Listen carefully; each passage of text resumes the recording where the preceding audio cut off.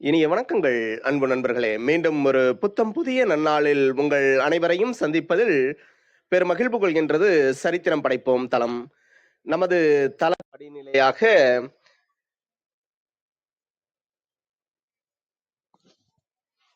ஒரு நிமிட தியானத்திற்குள் பயணிக்க இருக்கின்றோம். கண்களை மெலிதாக மூடிக்கொள்வோம், கரங்களை கோர்த்து கொள்வோம். இப்பிரபஞ்ச பெருவெளியில் உள்ள இறைமைக்கு மனதார நன்றி பகிர கிடைத்த மற்றும் ஒரு அற்புதமான நன்னாள் இது. இப்பொழுது நாம் உச்சரிக்க இருக்கும் ஒவ்வொரு வார்த்தைகளுடன் நன்றி உணர்வினையும் கலந்து இறைமைக்கு சமர்ப்பிப்போம் அன்பின் காணிக்கையாய். ஈன்றெடுத்து அன்றாடம் அமுதூட்டி அன்பாகவும் கருணையாகவும் மாறிப்போன அன்பு தாய்க்கு மனம் நிறைந்த நன்றி. ஒவ்வொரு நாளையும் ஒவ்வொரு பொழுதையும் தமது உழைப்பாலும் தியாகத்தாலும் குடும்பத்தை நிறைத்து அறிவாகவும் ஆற்றலாகவும் மாறிப்போன அன்பு தந்தைக்கு மனம் நிறைந்த நன்றி. பரிசுத்தமான இயற்கையை பரிசளித்து சென்ற நம் முன்னோர்கள் ஒவ்வொருவருக்கும் மனம் நிறைந்த நன்றி. கற்பித்தல் என்னும் இனிய அனுபவம் வாயிலாக அன்றாட பொழுதுகளை அர்த்தமுள்ளதாக்கும் ஆசிரிய பெருந்தகைகள் ஒவ்வொருவருக்கும் மனம் நிறைந்த நன்றி.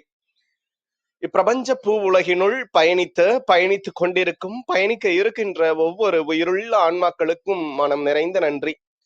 உயிரற்ற பொருட்களாய் வாழ்வின் உடன் வழித்துணையாய் வாழ்வின் பாதையை என்றென்றும் நிறைக்கும் உயிரற்ற பொருட்களுக்கும் மனம் நிறைந்த நன்றி. இப்பிரபஞ்ச பூ உலகினை தமது பேரன்பாலும் பேரருளாலும் பேராசிராலும் ஆண்டு அரவணைத்து காத்து வரும் அந்த ஆண்டவனுக்கும் நன்றி.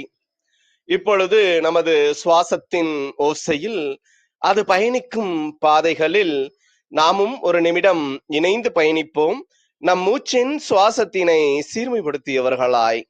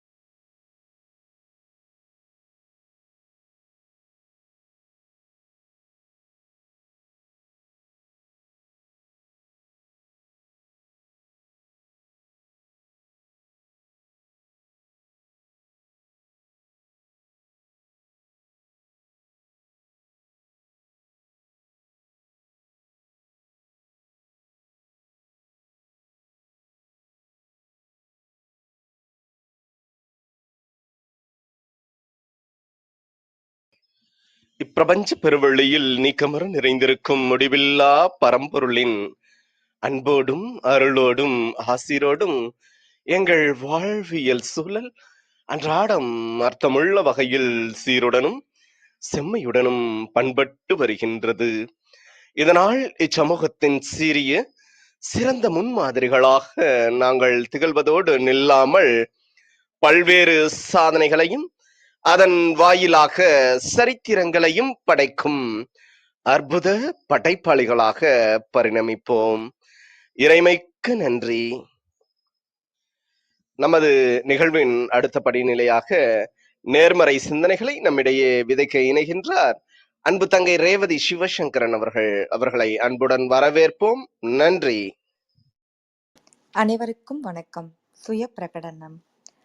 இப்பிரபஞ்ச வெளியில் நீக்கமர நிறைந்திருக்கும் பரம்பொருளே, உம்மை வணங்குகின்றோம். உந்தன் அளப்பரிய அன்பால் எங்களுக்கு கிடைத்திட்ட பெற்றோர்கள், வழி காட்டிகள், உற்றார் உறவினர்கள், நண்பர்கள் மற்றும் ஒவ்வொரு உயிருள்ள ஆன்மாக்கள் மற்றும் உயிரற்ற பொருட்களுக்காகவும் மனம் நிறைந்த நன்றி. உந்தன் அபரிமிதமான படைப்பால் இப்பூ உலகு உந்தன் எழில் நிறைந்த இயற்கையாலும் நிறை வளங்களாலும் நீடித்த நலங்களாலும் ஆகச் சிறந்த நேர்மறை எண்ணங்களாலும் இவ்வுன்னத உலகிலும் எங்கள் உயிர் துடிப்புள்ள உள்ளங்களிலும் நீக்கமர நிறைந்துள்ளது. உந்தன் அளப்பரிய அன்பினாலும் அருளினாலும் ஆசிராலும் நாங்கள் ஒவ்வொருவரும் உயர்ந்த உன்னதமான வாழ்வியல் பயணத்தை நிறைவுடனும் நிம்மதியுடனும் அன்றாடம் மேற்கொண்டு வருகின்றோம் ஆகச்சிறந்த வழிகளில். இதனால் நாங்கள் இச்சமூகத்தின் இன்றியமையாதவர்கள் என்பதையும், சீரிய வழியில் பயணிக்கும் அளவிற்கு ஆக்கப்பூர்வமான வழிகளில் எங்களை அன்றாடம் புதுப்பித்து வருகின்றோம் உந்தன் ஒப்பற்ற வழி நடத்துதலுடன். சிறுதுளி பெருவெள்ளமாகும் என்பதைப் போல் நாங்களும் சிறுக சிறுக சாதனை துளிகளை கோர்த்து வருங்கால சரித்திரத்தை ஆக்கப்பூர்வமான முன்னெடுப்புகளால் அலங்கரிக்கும் வரம் தாரும். அனைவருக்கும் நன்றி, அனைத்திற்கும் நன்றி, ஆண்டவனுக்கும் நன்றி. மிக்க நன்றி அனைவருக்கும். நன்றிங்க அன்பு தங்கையே. இனிய வணக்கங்கள் அன்பு நண்பர்களே. மீண்டும் ஒரு புத்தம் புதிய நன்னாள் இறைமையின் வரமாக நமது தளத்தின் 471வது நிகழ்விற்கு உங்கள் ஒவ்வொருவரையும் அன்புடன் வரவேற்பதில் பெருமகிழ்வு கொள்கின்றோம். நாங்கள் இந்த நாள் உங்களுக்கு ஆக சிறந்த நன்னாளாக அமைந்திடவும், நீங்கள் அடியெடுத்து வைக்கும் ஒவ்வொரு முயற்சிகளும் உங்களுக்கு ஆக சிறந்த வெற்றிகளை பரிசளிக்கவும் அன்பின் வாழ்த்துக்களை பகிர்ந்து கொள்வதில் பெருமகிழ்வு கொள்கின்றோம். நாங்கள் அன்பிற்கினிய நண்பர்களே, இந்த வாரம் முழுக்க நாம் நற்செயல் என்ற ஒரு அற்புதமான தொகுப்பின் கீழ் நமது சிந்தனைகளை செழுமைப்படுத்தி வருகின்றோம். அன்றாடம் ஒவ்வொரு நற்செயல்களை நமது வாழ்வியல் வழித்தடங்களில் நாம் பின்பற்ற துவங்கும் பொழுது, பிறிதொரு நாளில் அதை நாம் ஒரு மிகப்பெரிய கூட்டு சக்தியாக, நம்முடைய வலிமையாக, இந்த சமுதாயத்தின் வலிமையாக நம்மால் பார்க்க இயலும். அன்றாடம் ஒரு நற்செயலை நமக்குள் நமது பழக்கமாக மாற்றிக்கொள்வதற்கு தொடர் முயற்சியாக, விடாப்புடியாக செய்வதற்கான முயற்சிகளை மேற்கொள்வோம். அவ்வரிசையில் வாசிப்பை நேசிப்போம். வாசிப்பு பழக்கம் எந்த அளவிற்கு நம்முள் அன்றாடம் இடத்தை பிடிக்கின்றது, எவ்வளவு நேரம் நாம் வாசிப்பிற்காக நேரத்தை ஒதுக்குகின்றோம், வாசிப்பில் எந்த அளவிற்கு நம்மில் நாம் கரைகின்றோம், நம்மை நாம் உணர்கின்றோம் என்பது நமக்கான புரிதலாக எப்பொழுதுமே இருக்கின்றது. ஒவ்வொரு வாரமும் வெள்ளிக்கிழமை அன்று இலக்கிய ஆளுமைகளை அழைத்து அவர்கள் வாழ்வியல் வழித்தடங்களில் வாசிப்பு அவர்களை எந்த அளவிற்கு மென்மைப்படுத்தியுள்ளது, மேன்மைப்படுத்தியுள்ளது என்பதை குறித்த புரிதலை நாம் சிறப்புரையாக கேட்டு வருகின்றோம். அவ்வகையில் இன்று நமது எளிய அழைப்பினை ஏற்று சிறப்பு அழைப்பாளராக இணைந்திருப்பவர் மதுரை பைந்தமிழ் இலக்கிய பேரவையின் பொருளாளர் கவிதாயினி அமிதா இளங்கோவன் அவர்கள். நிறைய கவியரங்கங்கள், பட்டிமன்றங்களில் தமது பேச்சாளுமையை வெளிப்படுத்தக்கூடிய அன்பு சகோதரி அவர்கள் இன்று நம்மிடையே இணைந்து கொண்டு வாசிப்பை நேசிப்போம் என்ற அற்புதமான தலைப்பில் அடுத்த 50 நிமிடங்கள் அற்புதமான சிறப்புரையை வழங்க இணைந்துள்ளார். நமது எளிய அழைப்பினை ஏற்று இன்றைய நிகழ்வின் சிறப்பு அழைப்பாளராக, சிறப்பு பேச்சாளராக இணைந்து கொண்ட அன்பு தங்கை அவர்களை சொல்லரங்க சொந்தங்களாகிய உங்கள் ஒவ்வொருவரின் சார்பிலும் சரித்திரம் படைப்போம் தளம் இந்நிகழ்விற்கு வருக வருக வருக என்று வரவேற்பதில் பெருமகிழ்வு கொள்கின்றது. வாருங்கள், அடுத்த 50 நிமிடங்கள் அற்புதமான சிறப்புரையில் இணைவோம். நமது வாழ்வியல் புத்தகத்தில் புத்தம் புதிதாய் இன்று மலர்ந்துள்ள புதியதோர் பக்கத்தின் அழகியதோர் அத்தியாயத்தினை வாசிப்பை நேசித்து நமது வாழ்வியல் வழித்தடங்களை மென்மைப்படுத்துவோம். இன்னும் வாழ்வியல் வழிகளை மேன்மைப்படுத்துவோம். நன்றி.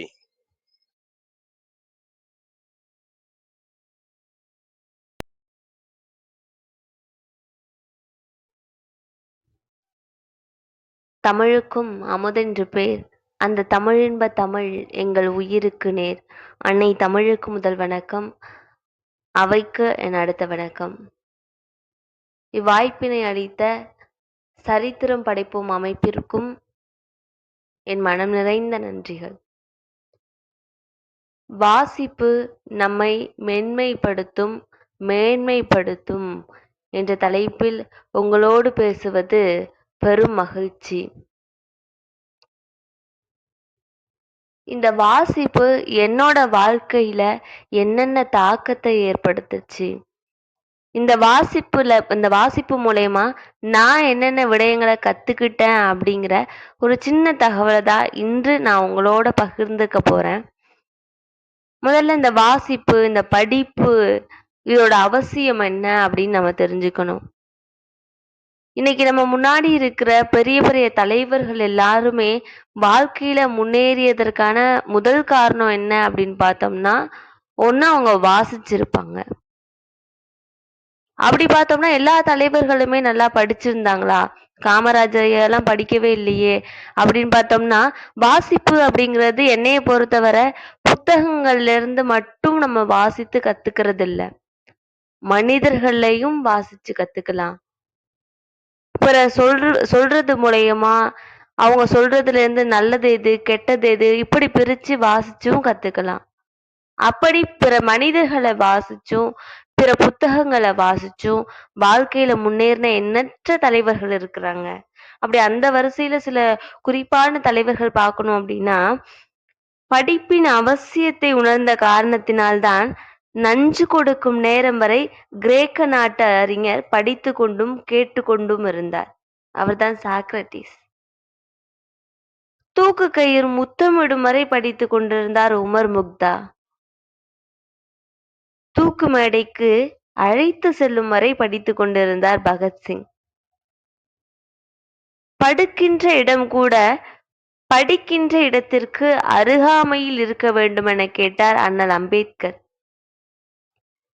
படித்துக் கொண்டிருந்த புத்தகத்தை முடித்துவிட வேண்டுமென தன் அறுவை சிகிச்சையையே அடுத்த நாள் மாற்றி வைத்தவர்தான் பேரறிஞர் அண்ணா. எவ்வளவு பெரிய விஷயம் இதெல்லாம்! பயணங்களின் போதெல்லாம் படிப்பதையே தன் பணியாக கொண்டிருந்தார் நேரு. படித்துக் கொண்டிருந்த புத்தகத்தை முடிக்காமல் தூக்கத்தையே மறந்தவர்தான் ராதாகிருஷ்ணன். படித்தால் மட்டுமே பாரதத்தை பாராள வைக்க முடியும் என படித்தவர்தான் அப்துல் கலாம். 35 வருடங்கள் நூலகத்திலேயே தன் பொழுதை கழித்து மூலதனம் என்னும் வேதாந்தத்தை கண்டுபிடித்து இன்று வரை கம்யூனிஸ்டுகளின் பைபிளாக போற்றப்படுவது காரல் மார்க்ஸ்.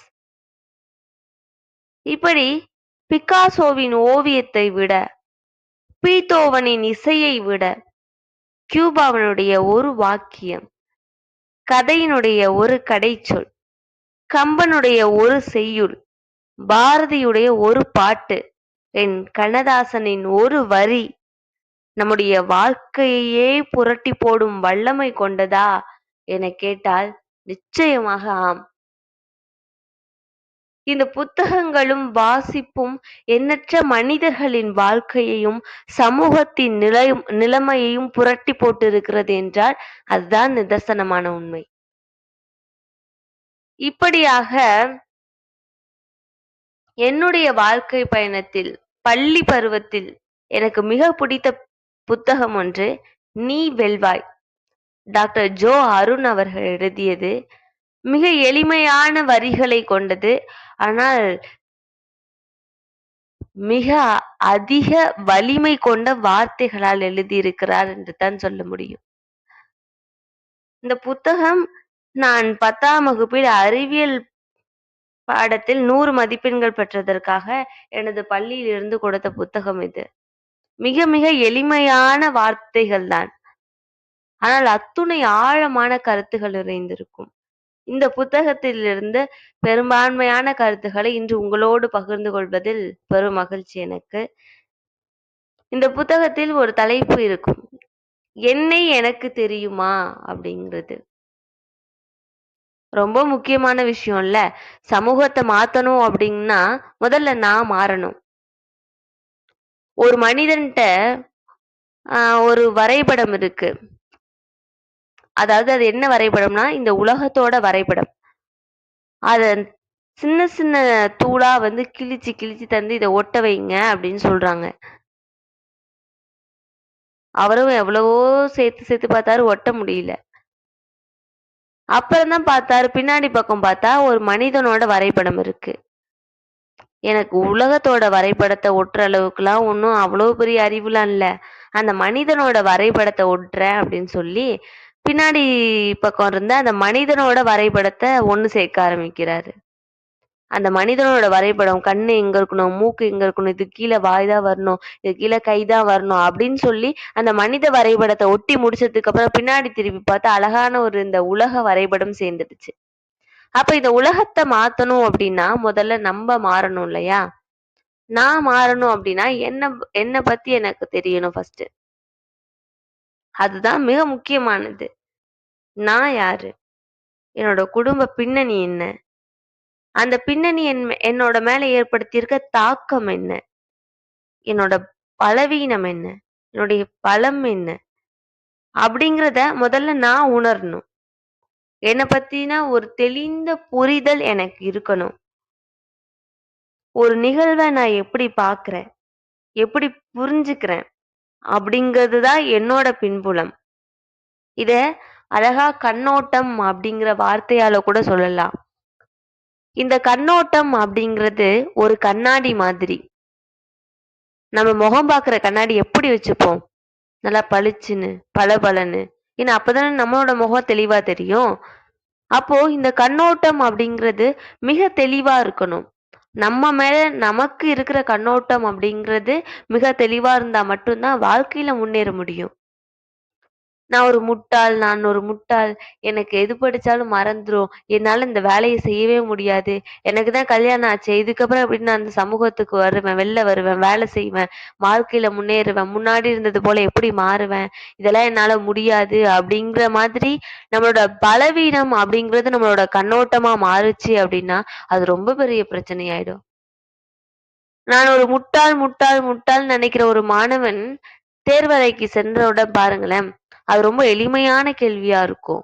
அவனுக்கு அந்த கேள்விக்கு பதில் தெரிஞ்சிருக்கும். அத்தன முறை வந்து அவங்க ஆசிரியர் கேட்டிருப்பாங்க, பதில் சொல்லியிருப்பான். அவனுக்கு தெரிஞ்சதா தான் இருக்கும். ஆனா அதையும் தாண்டி அவன் மனசுக்குள்ள, "நான் தான் ஒரு முட்டாளாச்சே! எனக்கு எப்படி தெரிய போகுது? ஐயோ! கஷ்டமா வந்துருமோ வினாத்தாள்?" இப்படியெல்லாம் பல கேள்விகள் இருக்கும் பொழுது, அவனுக்கு நல்லா தெரிஞ்ச ஒண்ணு கூட தெரியாம போயிடும். அவனால எழுத முடியாது அந்த கேள்விக்கு பதிலு. இது வந்து நான் ஒரு மாணவன உதாரணமா சொல்றேன். இதே மாரி தான் ஒவ்வொரு மனிதனோட வாழ்வியல் நிலை மாறும்போதும், அவன் அடுத்து கல்லூரிக்கு போகும்போதும் சரி, அடுத்து அவன் வேலைக்கு போகும்போதும் சரி, இப்படி நம்ம மேல இருக்கிற கண்ணோட்டம் நம்மளோட பலவீனமான கண்ணோட்டமா இருந்துச்சு அப்டின்னா, கண்டிப்பா எதுவுமே பண்ண முடியாது அப்டின்னு சொல்லியிருப்பாங்க. ஸ்டீஃபன் கோவே அப்படிங்கிற ஒரு உளவியல் அறிஞர் வந்து இதுக்கு அழகான ஒரு உதாரணத்த சொல்லியிருப்பாரு. என்ன அப்டின்னா, அவரு ஒரு ரயில்ல போய்க்கிட்டு இருக்காரு. ஒரு ஊருக்கு போணும் அப்படிங்கிறதுக்காக. அந்த ரயில் பெட்டிக்குள்ள பார்த்தா சில பேரு புத்தகம் படிச்சுக்கிட்டு இருக்கிறாங்க. சில பேர் பாடல் கேட்டுட்டு இருக்காங்க. சில பேரு தூங்கிட்டு இருக்காங்க. இப்படியாக அந்த ரயில் பெட்டியில இருக்கிற மனிதர்கள் எல்லாருமே நிறைஞ்சிருக்கிறாங்க. திடீர்னு ஒரு நிறுத்தத்துல ஒரு மனிதர் வராரு. 5 குழந்தைகளோட வந்து ஏறுறாரு அந்த ரயில் பெட்டிக்குள்ள. அதுவரைக்கும் அமைதியா இருந்த அந்த ரயில் பெட்டி, அதுக்கப்புறம் சத்தம் தாங்கல. அந்த 5 குழந்தைகளோட அலப்பற தாங்க முடியல. படிக்கிறவங்களால நிம்மதியா படிக்க முடியல. பாடல் கேட்கிறவங்களால நிம்மதியா எதுவும் பண்ண முடியல. தூங்குறவங்களாலயும் தூங்க முடியல. அந்த குழந்தைங்களோட அப்பா வந்து எதுவுமே சொல்லாம அமைதியா உட்கார்ந்திருக்காரு. அந்த 5 குழந்தைகளும் ரொம்ப வாலுத்தனமா இருக்கிறாங்க. அங்க இருக்கிற எல்லாரும் என்ன நினைக்கிறாங்கன்னா, என்ன இவரு இப்படி ஒரு பொறுப்பற்ற தந்தையா இருக்கிறாரு. எல்லாரும் படிக்கிறாங்க, தூங்குறாங்க இல்லையா? இந்த குழந்தைகள கொஞ்சம் கேட்கலாம்ல. அமைதியா இருக்க சொல்லலாம்ல. ஏன் இப்படி பொறுப்பற்ற தந்தையா இருக்கிறாரு? அப்படி சொல்லி எல்லாருமே நினைக்கிறாங்க. ஆனா நம்ம ஸ்டீஃபன் இருக்கிறாரு இல்லையா? ரொம்ப தைரியமான ஆளு. போய் அவங்க அப்பாகிட்டயே கேட்கிறாரு. ஏங்க இந்த ரயில் பெட்டிக்குள்ள எல்லாரும் இப்படி ஒருத்தவங்க படிக்கிறாங்க, பாட்டு கேட்கறாங்க, தூங்குறாங்க. இந்த குழந்தைங்கள கொஞ்சம் அமைதியா இருக்க சொல்லலாம்ல. ஏன் இப்படி இருக்கீங்க? அப்படின்னு கேட்கும்போது அந்த தந்தை சொல்றாரு, இப்போ 1 மணி நேரத்துக்கு முன்னாடி தான் அந்த குழந்தைங்களோட அம்மா, அதாவது என்னோட மனைவி இறந்துட்டாங்க. அந்த சம்பவத்த இந்த குழந்தைங்க பார்த்துட்டு வந்திருக்காங்க. இவ்ளோ நேரம் அமைதியா இருந்த குழந்தைங்க, இந்த 1 மணி நேரத்துல எப்படி இப்படி சிரிச்சு விளையாடுறாங்க? அப்படிங்கிறத பார்க்கும்போதே எனக்கே ஆச்சரியமா இருக்கு. அவங்களுக்கு ஆறுதல் சொல்ற அளவுக்கு என்ட்ட பலம் இல்ல. அதனால தான் இப்படி உடைஞ்சு உட்கார்ந்துருக்கேன். அப்படின்னு சொல்லி அந்த தந்தை சொல்றாரு. அப்ப அங்க எல்லாருக்கும் அந்த தந்தை மேல இருக்கிற கண்ணோட்டமே மாறிடுச்சு. அச்சச்சோ! என்ன இப்படி ஆச்சு? இதுக்கப்புறம் இவரு அந்த 5 குழந்தைங்கள வச்சு எப்படி பார்த்துக்க போறாரு? நம்மளால முடிஞ்ச உதவிய கூட செய்யலாமா இவருக்கு? அப்படியெல்லாம் இரக்கம் உள்ள அந்த தந்தை மேல இரக்கம் வர அளவுக்கு அந்த சூழலே மாறிடுச்சு. இதுதான் இப்ப அந்த நிகழ்ச்சி. இத நம்ம எடுத்துக்கிட்டோம்னா, என்ன நடந்துச்சு அப்படின்னு தெரியறதுக்கு முன்னாடி, நம்ம அந்த தந்தை மேல இருக்கிற கண்ணோட்டம் வேற. இதுதான் நடந்துச்சு அப்படின்னு தெரிஞ்சதுக்கு அப்புறம், அந்த தந்தை மேல இருக்கிற கண்ணோட்டம் வேற. இப்படி கண்ணோட்ட மாற்றம் அப்படிங்கிறது எல்லா மனிதர்களுக்குமே நடக்கும். அது பிறர் மேலயோ, தன்னோட மேலயோ மாறி மாறி நடந்துகிட்டே தான் இருக்கும். நம்ம தான் புரிஞ்சுக்கணும் எது சரியான கண்ணோட்டம் அப்படின்னு. இப்ப இந்த தந்தை மேல சரியான கண்ணோட்டம் நமக்கு கடைசியா வந்துச்சு இல்லையா? இதே மாதிரி தான் நம்ம மேலயும் ஒரு சரியான கண்ணோட்டம் இருந்தா மட்டும் தான், நம்மளோட வாழ்க்கையில ஒரு சிறப்பான வழியில நல்லதொரு வெற்றி பயணத்த நோக்கி நம்மளால போக முடியும். அப்படின்றத அழகா அருண் அவர்கள் சொல்லியிருப்பாங்க, இந்த சம்பவத்து மூலியமா. இதே மாரி தானே, பூமி தான் இந்த உலகத்தோட மையம் அப்படின்னு சொல்லி டாலமி சொல்லியிருப்பாரு. அப்ப நம்மளோட கண்ணோட்டமே வேற மாதிரி இருந்துச்சு. அப்புறம் காப்பர்நிக்கஸ் அப்படிங்கிற ஒரு அறிஞர் வந்து, சூரியன் தான் இந்த உலகத்தோட மையம். எல்லா நட்சத்திரங்கள் போல தான் அந்த பூமியும் ஒரு சின்ன நட்சத்திரம் அப்படின்னு சொல்லும்போது, இந்த மனிதர்கள் எல்லாருக்குமே இந்த உலகத்து மேல இருக்கிற கண்ணோட்டமே மாறுது. இப்படி இந்த கண்ணோட்ட மாற்றம் நடந்துகிட்டே தான் இருக்கும். அத தடுக்க முடியாது. எது சரியான கண்ணோட்டம் அப்படிங்கிறதுல தான் இருக்குது. இப்ப பிறர் மேலயும், இந்த சமூகத்தோட மேலயும் சரியான கண்ணோட்டத்த நம்மளால வைக்க முடியுமா அப்படின்னு கேட்டா, அது கொஞ்சம் சந்தேகமானது தான். ஆனா நம்மளால நம்மளோட மேல சரியான கண்ணோட்டத்த வைக்க முடியும். இல்லையா? அதனால நம்மளோட மேல நம்மளோட பலவீன எண்ணங்கள்லாம் எடுத்துட்டு, இந்த கண்ணோட்டம் அப்படிங்கிற கண்ணாடிய எப்போதுமே பளிச்சுன்னு வச்சுப்போம். மிக தெளிவா வச்சுப்போம். அப்பதான் நம்மளோட வாழ்க்கையில வெற்றி பெற முடியும். கென்யா நாட்டுல இருக்கிற கிப்சோஹே கெய்னா அப்படின்னு சொல்ற ஒரு கிராமத்து பையன். அவன பொறுத்தவரைக்கும் அவனோட வாழ்க்கையில ஏதோ ஒண்ணு சாதிக்கணும். அவனுக்கு என்ன திறமை இருக்குன்னு அவனுக்கும் தெரியல. ஆனா சாதிக்கணும் அப்படிங்கிறது மட்டும் அவனுக்குள்ள இருக்குது. அது அரசியல்வாதி ஆகணுமா? மருத்துவர் ஆகணுமா? அ என்ன பண்ணணும்னே அவனுக்கு தெரியல. ஆனா சாதிக்கணும். இப்படி அந்த நேரத்துல ஏதோ ஒரு காவல்துறையில ஒரு பணிக்காக விண்ணப்பங்கள் வருது. இவனும் விண்ணப்பம் போடுறான். கடைசியில அவனுக்கு படிப்பறிவுலாம் அவ்வளவு இல்ல. ஆனா அவனோட அ உடலோட அந்த கட்டமைப்ப பொறுத்தும், அவன் நல்லா ஓட்டப்பந்தயத்துலலாம் ஓடுறான். அத பொறுத்தும் அந்த காவல்துறையில அந்த பணிக்காக அவன எடுத்துக்கிறாங்க. போக போக தான் தெரியுது, அவன் நல்லா ஓடுறான்ப்பா. பேசாம இவன ஒலிம்பிக்ல ஓட வச்சிடலாமா? அப்படின்னு சொல்லி அவங்க துறை அதிகாரிகள்லாம் பேசி டோக்கியோ 1964வது ஒலிம்பிக்ல இந்த பையன வந்து போய் பங்கேற்க செய்றாங்க. ஆனா அவரு அந்த ஒலிம்பிக் போட்டியில வெற்றி பதக்கங்கள்லாம் எதுவும் வாங்கல. தோத்துடுறாரு. அதையும் தொடர்ந்து 1968ல மெக்சிகோல நடக்குது ஒரு ஒலிம்பிக் போட்டி. அதுல போய் கலந்துக்கணும் அப்படின்னு சொல்லி அவர ரொம்ப அதிகமா தயார் செய்றாரு. அந்த நேரத்துல மனுஷனுக்கு பாவம் ரொம்ப உடல் முடியாம போயிடுச்சு. அதான் சொல்லுவாங்கல்ல, "நாம் ஒன்று நினைக்க தெய்வம் ஒன்று நினைக்கும்" அப்படின்னு சொல்லுவாங்கல்ல. அது மாதிரி அந்த மாரி அந்த முக்கியமான நேரத்துல அவருக்கு உடல் முடியாம போச்சு. ஆனால் நம்மளோட தலைவர் எப்படின்னா, "மதியை விதியால் வெல்லலாம்" அப்படிங்கிற மாரி ரொம்ப கடுமையா போராடுறாரு. நான் இத எப்படியாவது நான் ஜெயிச்சுடணும் அப்படின்னு சொல்லி. ஜெர்மன் மருத்துவர் அவர் சொல்றாரு, நீங்க இதுக்கு மேல ஓடக்கூடாது. ஓடுனீங்கன்னா, உங்களோட வாழ்க்கையில சாக கூட நேரலாம் அப்படின்னு சொல்றாரு. அதுக்கு தலைவர் என்ன நினைக்கிறாரு? சாவுனா எனக்கு ஓடுகளம் தான்.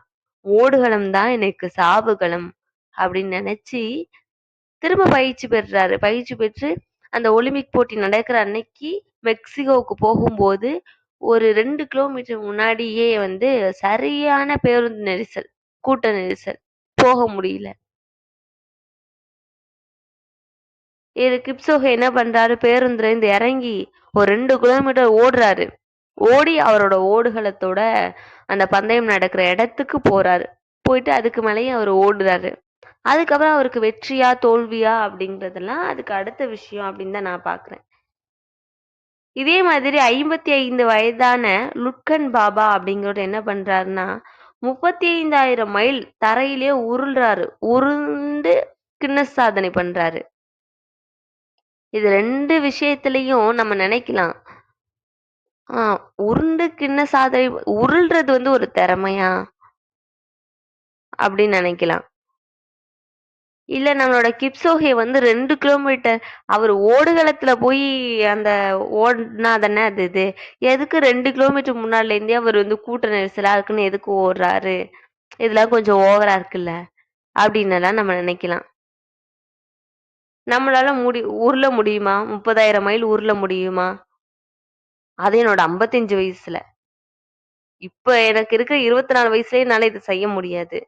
மனுஷன் 55 வயசுல அத பண்ணியிருக்காப்ல.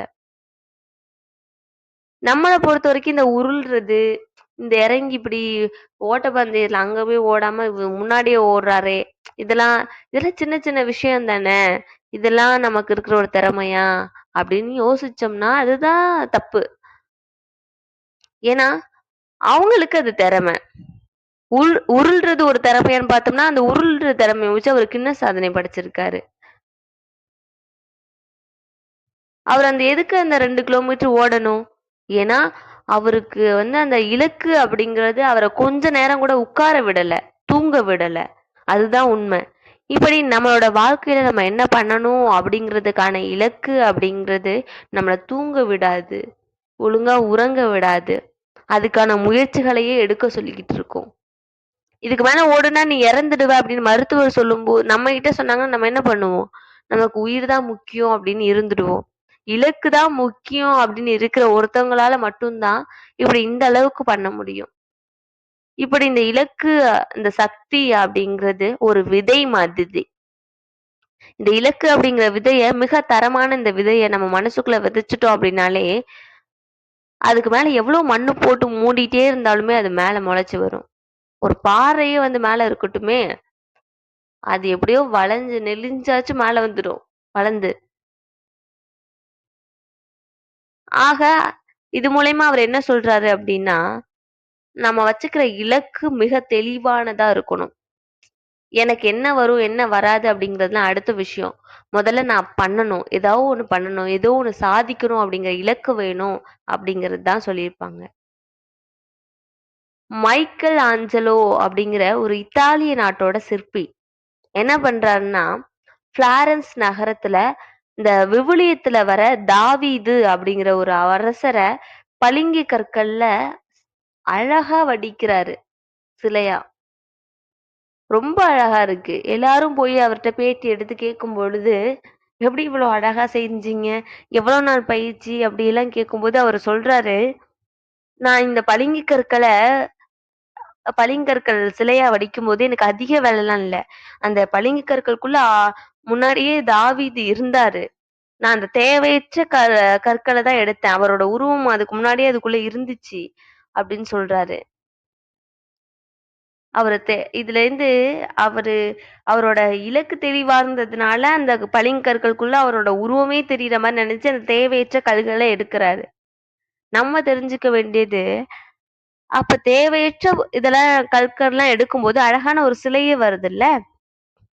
ஏன் நமக்குள்ள இருக்கிற தேவையற்ற எண்ணங்கள்லாம் எடுத்துட்டா, ஒரு அழகான வாழ்க்கை வராது? அததான் நம்ம பாக்கணும். இப்படி நமக்குள்ள இருக்கிற தேவையற்ற எண்ணங்கள எடுத்தா தான், நம்மளுடைய மையப்புள்ளி தெரியும். அப்பதான் நம்மளால அறிய முடியும். இல்லையா? அதனால எது தேவையற்றது, எது தேவையில்லாததுன்னு முதல்ல கண்டுபிடிக்கணும்ல. அண்மையில நான் ஒரு வீடியோ கூட பார்த்தேன். 2 குழந்தைங்க வந்து வகுப்புல முதல் மதிப்பெண், இல்ல நல்ல மதிப்பெண் எடுத்ததுக்காக, அவங்க அம்மா, அப்பா வந்து அந்த குழந்தைங்களுக்கு பரிசா செல்ஃபோன் தொலைபேசி வாங்கி தராங்க. அதுக்கப்புறம் அவங்ககிட்ட நல்ல காசு இருக்கு. அதனால அந்த ஒரு தொலைபேசிய அவங்களுக்கு பரிசா தராங்க அந்த குழந்தைங்களுக்கு. பள்ளி போற குழந்தைங்களுக்கு. அதுக்கப்புறம் அந்த குழந்தைங்க அந்த தொலைபேசியிலேயே ஏதோ விளையாட்டு, வீடியோ இப்படியே அதுக்கு அடிமையாகிட்டு படிக்க போகல. ஒழுங்கா சாப்பிடல, வீட்ல யார்ட்டயும் ஒழுங்கா பேசல. இப்படி அந்த குழந்தையோட வாழ்க்கையே மோசமான நிலையா மாறுது. அப்ப இதே ஒரு புத்தகத்த பரிசா குடுத்திருக்கலாம். இல்ல பரிசாவா உன் கூட நான் கொஞ்ச நேரம் செலவழிக்கிறேன். இல்ல ஒரு நல்ல உணவு இன்னைக்கு உனக்கு சமைச்சு தரேன். இப்படி ஏதோ ஒரு நல்ல பரிசு குடுத்திருக்கலாம். எது தேவையானது, எது தேவையற்றது அப்படிங்கிறத பெற்றோர்களும் முதல்ல யோசிக்கணும். அத தாண்டி குழந்தைகளும் யோசிக்கணும். எது நமக்கு தேவையானது, தேவையற்றது அப்படின்னு. எது தேவையானது? நம்மளோட வாழ்க்கைய நல்ல முறையா கொண்டு போற எல்லாமே தேவையானது. அது சின்ன விஷயமா இருந்தாலும் சரி. என்னோட வாழ்க்கைக்கு கெட்டதா அமைகிறது இந்த தொலைபேசி. தொலைபேசிலலாம் என்ன நல்லதும் இருக்கு, கெட்டதும் இருக்கு. அத அளவா பயன்படுத்த தெரியணும் அவ்வளவுதான். அப்ப நம்ம வாழ்க்கைக்கு எது கெட்டது? ஒரு பொருள் நம்ம கைக்கு கிடைக்கும்போதே, இது இருந்துச்சுன்னா, இத நான் இப்படி பயன்படுத்துனேன்னா என்ன நடக்கும்? இல்ல இப்படி பயன்படுத்துனேன்னா என்ன நடக்கும்? அப்படிங்கிறத யோசிக்கணும். அப்ப நம்ம அப்படி யோசிச்சா மட்டும் தான் எது நல்லது, எது கெட்டதுன்னே நம்மளால கண்டுபிடிக்க முடியும். இப்படி பெற்றோர்களும் சரி, குழந்தைகளுக்கு என்ன கொடுக்கணும்? இப்போலாம் குழந்தைங்க அழுதாலே தொலைபேசியில ஏதோ ஒரு பாடல வச்சு குடுத்துடுறாங்க. அந்த குழந்தைங்க கேட்டுட்டே அழுகைய நிறுத்திடுது. அம்மாவோட ஆராரோ, ஆரிராரோலாம் அந்த குழந்தைக்கு கேட்கவே இல்ல. தொலைபேசியில ஏதோ ஒரு பொம்மை பாடிட்டு இருக்கு. அது மட்டும் தான். நாள் போக்குல அந்த குழந்தை எப்ப அழுதாலுமே அந்த ஃபோனு தான். ஒரு சில நேரத்துல ஃபோன் இல்லன்னு அந்த அம்மா எதுனா பாட்டு பண்ணா கூட, பேசினா கூட அந்த குழந்தைக்கு தெரியறதில்ல. ஃபோன் இருந்தா மட்டும் தான் அழுகைய நிறுத்துது. அப்படிலாம் நம்ம பழக்க வேண்டாம். இதுக்கு முன்னாடி காலத்துலலாம் அப்படியா இருந்துச்சு? இல்லல்ல. அதனால பெற்றோர்களும் சரி, மாணவர்களும் சரி, இல்ல எல்லாருமே, எல்லா மனிதர்களுமே முதல்ல எது தேவையானது, எது தேவையற்றது அப்படிங்கிறத யோசிச்சு, தேவையற்ற சிந்தனைகள் எல்லாம் ஒழிச்சா மட்டும் தான் நம்மளோட வாழ்க்கையில முன்னேற முடியும். எனக்குள்ள ஒரு ஆற்றல் உறங்கி கிடக்குது. அத வெளிப்படுத்தினா மட்டும் தான், நான் ரொம்ப பெரிய சிகரமா உயர முடியும். இந்த நம்பிக்கை இருந்தா மட்டும் தான், நாளை அப்படிங்கிற எதிர்காலத்த ஒளிமயமாக்க முடியும். ஏன்னா, இந்த நம்பிக்கை எவ்வளவு முக்கியம் அப்படின்னா, தாமஸ் ஆல்வா எடிசன் இருக்காரு இல்லையா? அவரு, ஹெலன் கெல்லர் இவங்கலாம் உடல் ஊனமுற்றவர்கள். அப்படி சொல்ல முடியாது. மாற்றுத்திறனாளிகள் இல்லையா? எவ்வளவு பெரிய சாதனை செஞ்சிருக்காங்க. இதையும் தாண்டி நம்ம கண் முன்னாடி பார்க்கறது சொல்றேன். நம்மளோட விவசாயிகள எடுத்துக்கலாம். என்ன நம்பிக்கை அவங்களுக்கு? இன்னைக்கு இந்த விதைய போடும்போது, இன்னைக்கு நான் ஒரு நெல்லு விதைக்கணும். நாத்து நட்டு விதைக்கணும். அது கரெக்ட்டா நல்லா விளைஞ்சு அறுவடை பண்ண போற நேரத்துல மழை வரும். மழை அறுவடை செய்யற நேரத்துல மழை வந்தா அது நல்லதுக்கா? கண்டிப்பா இல்ல. லாபமே இல்ல. ஆனா அவன் என்ன நம்பிக்கையில விதை விதைக்கிறான்? அவன் விதை விதைக்கும்போது மழை வரலாம், வெள்ளம் வரலாம், அல்லது இந்த விதை வளருமா அப்படிங்கிறது எதுவுமே தெரியாது. ஒரு விவசாயி விதை விதைக்கிற நம்பிக்கைய நம்மளோட வாழ்க்கையில எடுத்துக்கணும். எல்லாத்துக்குமே. நல்லா படிச்சா நல்ல வேலை கிடைக்கும். கிடைக்குமா என்ன அப்படிங்கிறதுலாம் அடுத்த விஷயம். ஆனா அத முதல்ல நம்பணும். அதுக்காக நல்லா படிக்கணும்.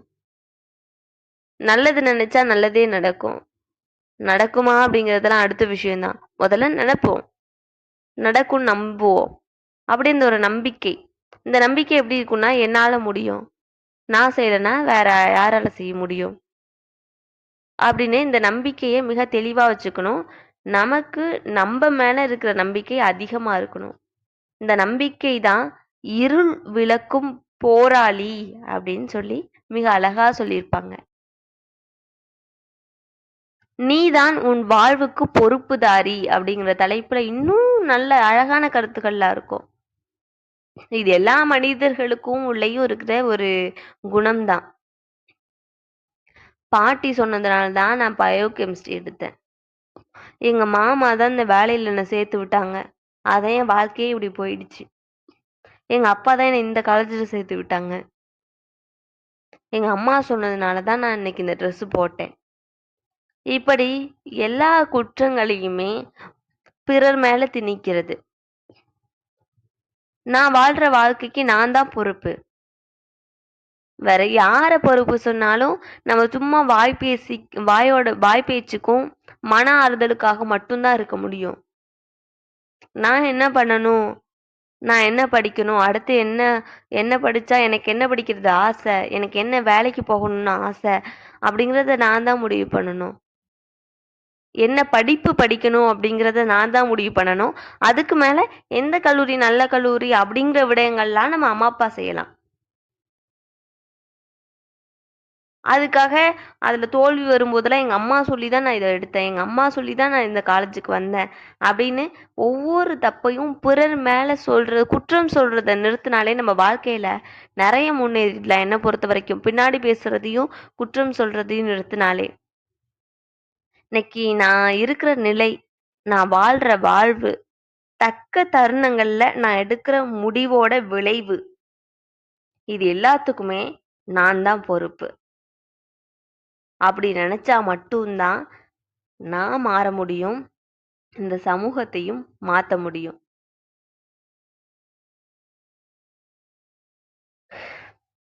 இப்போ பிறர பழி சொல்றோம் அப்படின்னு சொல்றோம் இல்லையா? இதுக்கு ஒரு எடுத்துக்காட்டு சொல்றேன். நம்ம நடந்து போயிட்டு இருக்கும்போது முள்ளு இருக்கும் வழியில.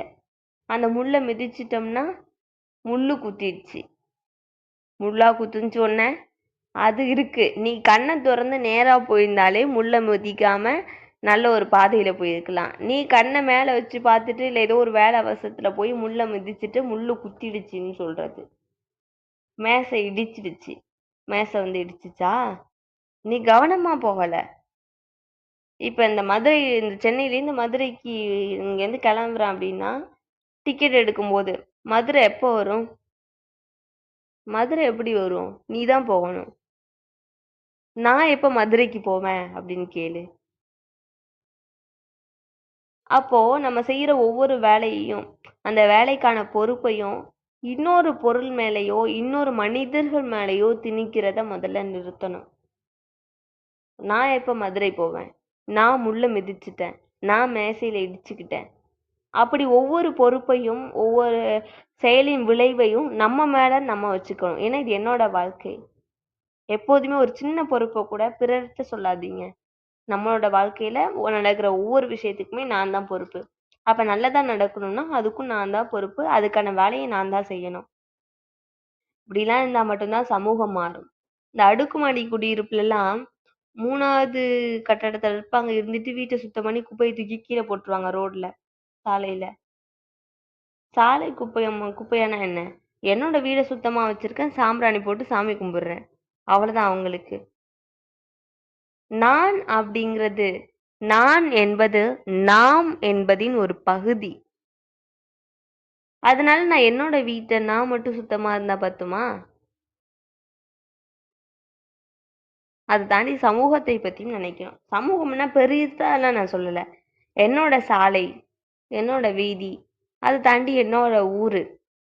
அப்படி சின்ன அளவுல தான் நான் சொல்றேன். இப்படிலாம் இருந்தா, நம்ம ஒரு சின்ன சின்ன தகராறுக்கும் பொது பேருந்த போய் தீ வச்சு கொளுத்துவாங்க. அரசியல் இந்த தேர்தல் நேரத்துல முடிவு வர நேரத்துலலாம் இதெல்லாம் சின்னதா இதுனா கூட பொது பேருந்த போய் தீ வச்சு கொளுத்துறது. பொது சுவர்ல சிறுநீர் கழிக்கிறது. இந்த சாலையில வந்து இந்த இந்த ஊருக்கு இந்த வழியில தான் போகணும். அந்த ஊருக்கு அங்க போகணும். இன்னைக்கு இவ்ளோ கிலோமீட்டர் இருக்கு அப்படின்னு சொல்லி ஒரு மைல்கல் வச்சிருப்பாங்க இல்லையா? அந்த மைல்கல் மேல கட்சி சுவரொட்டிகள்லாம் ஒட்டுறது. இந்த சாலை போடுறதுக்காக மண்ணு, சல்லிக்கல் இதெல்லாம் கொண்டு வந்து கொட்டி வச்சிருப்பாங்க. அதெல்லாம் இரவோட இரவா வீட்டுக்குள்ள அள்ளி போய் வச்சுக்கிறது. இதெல்லாம் ஏன்? நம்மளோட தனி மனிதர் அக்கறையும், சமூகத்தோட அக்கறையும் இருந்தா, நம்ம இப்படிலாம் பண்ணுவோமா? பொதுவானது, சமூகத்துக்கு பொதுவானது அப்படிங்கிற ஒரு விடயத்துல போய் நம்ம இப்படி தவறான செயல்கள் எல்லாம் செய்வோமா? இதெல்லாம் நான் சொன்னது சிறு சில எடுத்துக்காட்டுகள் தான். இது மாரி நம்ம பண்றது எவ்வளவோ விஷயங்கள் இருக்குது.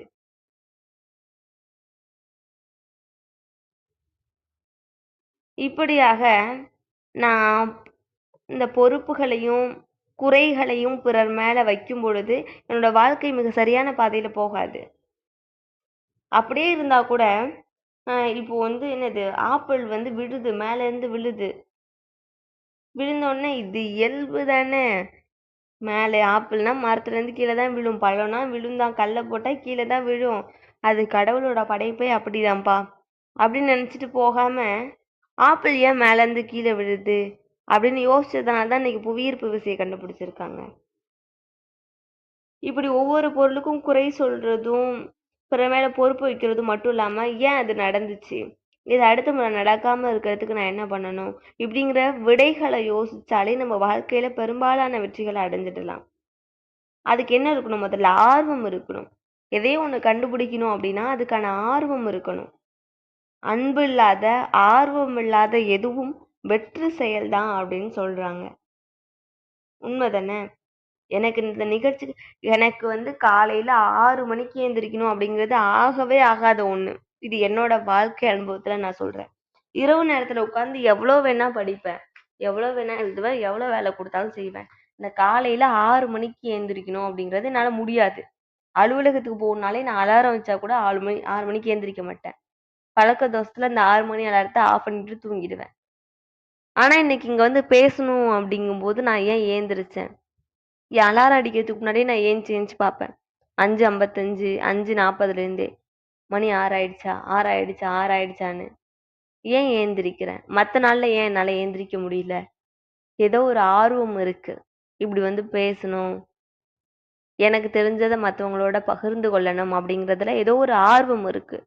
அதனால தான் என்னால இந்த நேரத்துக்கு எந்திரிக்க முடியுது. 6 மணிக்கு எந்திரிக்கிறதெல்லாம் ஒரு சாதனையா அப்படின்னு நீங்க நினைக்கலாம். என்னைய பொறுத்தவரைக்கும் என்னால முடியாத ஒண்ணு. ஏன் இந்த ஒரு செயலுக்கு மட்டும் என்னால முடியுது? எனக்கு பரீட்சைன்னா கூட நான் காலைல என்னால 6 மணிக்கு எந்திரிக்க முடியாது. எவ்வளோ படிக்கணும்னாலும் மொத நாள் நைட்டே உட்காந்து ஃபுல்லா படிச்சுட்டு தான் தூங்குவேன். ஆனா இது மாரி பேசணும், இல்ல இன்னைக்கு பேசுறதுக்காக வெளில போகணும், இன்னைக்கு ஒரு பட்டிமன்றம் போகணும் அப்படின்னா, ஏன் நான் ஏந்திரிக்கிறேன்? ஏன் என்னால அலாரம் அடிக்கிறதுக்கு முன்னாடி எந்திரிக்க முடியுது? ஆர்வம். அந்த ஒரு ஆர்வம் இருந்தா மட்டும் தான் நம்மளால படிக்கிறதும் சரி, வீட்ல செய்ற சின்ன சின்ன வேலைகள் சமைக்கிறது, நம்மளோட குடும்பத்த நல்ல முறையில பார்த்துக்கிறது, இப்படி ஒரு சின்ன சின்ன விஷயத்துலேருந்து பெரிய விஷயம் வரைக்குமே எல்லாத்துக்குமே ஆர்வம் இருந்தால் மட்டும் தான் நம்மளோட வெற்றிகள காண முடியும். இப்படி ஆர்வம் இருந்தா மட்டும் போதுமா? எனக்கு ஒரு விஷயம் செய்யணும்னு மட்டும் தோணுனா போதுமா? இல்ல, அது பத்தாது. பழக்கம் படுத்திக் கொள்ள வேணும். பழக்கப்படுத்திக்கணும். அத வந்து வழக்கமாக்கணும் அந்த செயல. இப்ப நான் 6 மணிக்கு என்னைக்கோ ஒரு நாள் 6 மணிக்கு எந்திரிச்சு நான் பேசும்போதே, எனக்கு இவ்ளோ தெரியுது. அப்ப டெய்லியும் 6 மணிக்கு நான் எந்திரிச்சு ஏதோ ஒண்ணு படிச்சேன்னா, என் வாழ்க்கையில இன்னும் எவ்வளோலாம் நடக்கும் அப்படிங்கிறத யோசிக்கணும். என்னோட வகுப்புக்கு இயற்பியல் ஆசிரியர் ஒருத்தவங்க வருவாங்க. என்னோட பள்ளி பருவத்துல. அவங்க ரொம்ப அழகா பாடம் நடத்துவாங்க. அப்ப அவங்ககிட்ட போயிட்டு நான் ஒரு நாள் சொன்னேன், "எப்படி உங்கள மாதிரி ஒரு ஆசிரியரை நான் பார்த்ததே இல்ல. ஏன்னா கையில எந்த குறிப்புமே இல்ல, எடுத்துக்கல. அவங்களே வந்து நடத்துறாங்க. அந்த பாடத்த சொல்லும்போது அவங்களுக்கு எடுத்துக்காட்டுகள்லாம் எங்கெங்கிருந்தோ வருது உங்க மண்டைக்குள்ள. அழகா சொல்றாங்க. அழகா நடத்திட்டு போயிட்டாங்க." அப்ப நான் பாராட்டும்போது அவங்க சொல்றாங்க, "இது 20 வருஷமா நான் பண்ணிட்டு இருக்க தொழில் தானே. 20 வருஷமா இதே பாடத்த தான்டா நான் எடுத்துட்டு இருக்கேன். அதனால இதுல பெருசா ஒண்ணும் இல்ல. அதனால எனக்கு இப்ப சொல்ல சொல்ல ஒவ்வொரு நாளும் புதுசு புதுசா ஏதோ ஒண்ணு தோணுது. உங்ககிட்ட பாடம் நடத்தும்போது. அவ்வளவுதான்." அப்படிங்கிறாங்க. அப்ப 20 வருஷம் பழக்கம் அவங்களுக்கு. அது வழக்கமா இருக்குது அது. நீங்க ரோட்ல போகும்போது பாருங்களேன், இந்த கட்டட வேலைலாம் செய்வாங்கல்ல, செங்கல் இங்கேருந்து தூக்கி போடுவாங்க அவ்ளோ உயரத்துக்கு. அவரு கரெக்ட்டா பிடிப்பாரு. எப்படி? வழக்கம். அவங்களோட பழக்கம் வந்து ரெகுலரா இருக்கு. அதனால தானே இப்படி பிடிக்க முடியுது. நம்மளால போய் முடியுமா? முடியாது. அப்படி ஒரு செயல செய்யணும் அப்படிங்கிற விஷயத்துல ஆர்வம் மட்டும் இருந்தா பத்தாது. பழக்கமும் தேவை. அந்த பழக்கம் அப்படிங்கிற ஒரு செயல்ல என்னென்னலாம் அடங்கியிருக்கு? அறிவு, செய்முறை, ஆர்வம். இது 3மே அடங்கியிருக்கு. அறிவு அப்படிங்கிறது என்ன? ஏன் செய்யணும்? எதுக்கு செய்யணும்? அப்படின்னு நான் யோசிக்கணும் ஃபர்ஸ்ட்டு. செய்முறை அப்படின்னா என்ன? அந்த விஷயத்த நான் எப்படி செய்யணும்? எப்படி செஞ்சா சீக்கிரம் முடிக்கலாம்? அப்படிங்கிறது செய்முறையில வருது. ஆர்வம் அப்படின்னா என்ன? அறிவு, செய்முறை இது 2மே இந்த ஆர்வத்துல அடங்கும்.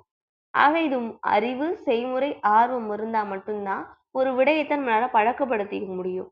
ஒரு விடயத்தை பழக்கப்படுத்திக்கிட்டா மட்டும்தான் நாம செய்யற செயல்ல நம்மளால மிகப்பெரிய ஆளுமையா மாற முடியும். இப்போ நான் ராமாயணம் படிக்கும்போது ராமாயணம் புத்தகத்தை ஃபுல்லா படிச்சு முடிச்சிட்டேன். இப்போ எனக்கு படிச்ச உடனே எனக்கு என்ன தோணும்னா, ராமன் பாவம் இல்லையா? ராமன் வந்து வனவாசம் போறாரு. ராமன் கூட கணவன் தான் முக்கியம் அப்படி சொல்லி சீதையும் அவங்களோட வனவாசம் போறாங்க. அப்படின்னு எனக்கு அந்த கதை தெரியும். எனக்கு அந்த கதையை படிச்சு முடிக்கும்போது, இது என்னோட வாழ்க்கை அனுபவத்துல நான் சொல்றேன்.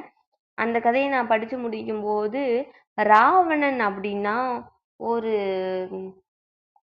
இவர் என்ன இந்த மனுஷனையா இப்படி இருக்காரு? அப்படின்னு ஒரு கெட்ட ஒரு தீமையான ஒரு எண்ணம் வந்து அவர் மேல எனக்கு வந்துச்சு. ராமாயணம் படிச்சு முடிக்கும் பொழுது. ராமன், சீதைனா நல்லவங்க. இவங்கன்னா நல்லவங்க, இவங்கன்னா கெட்டவங்க அப்படின்னு ஒரு எண்ணம் வந்துடுச்சு. அந்த ஒரு புத்தகத்த படிச்சு முடிக்கும்போது.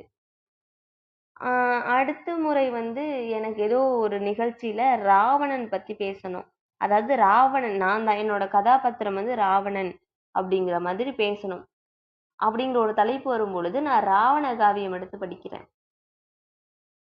படிக்கும்போது ராவணன் என்ன மனுஷயா இவரு அப்படிங்கிற மாதிரி ஒரு நல்ல எண்ணம் வருது.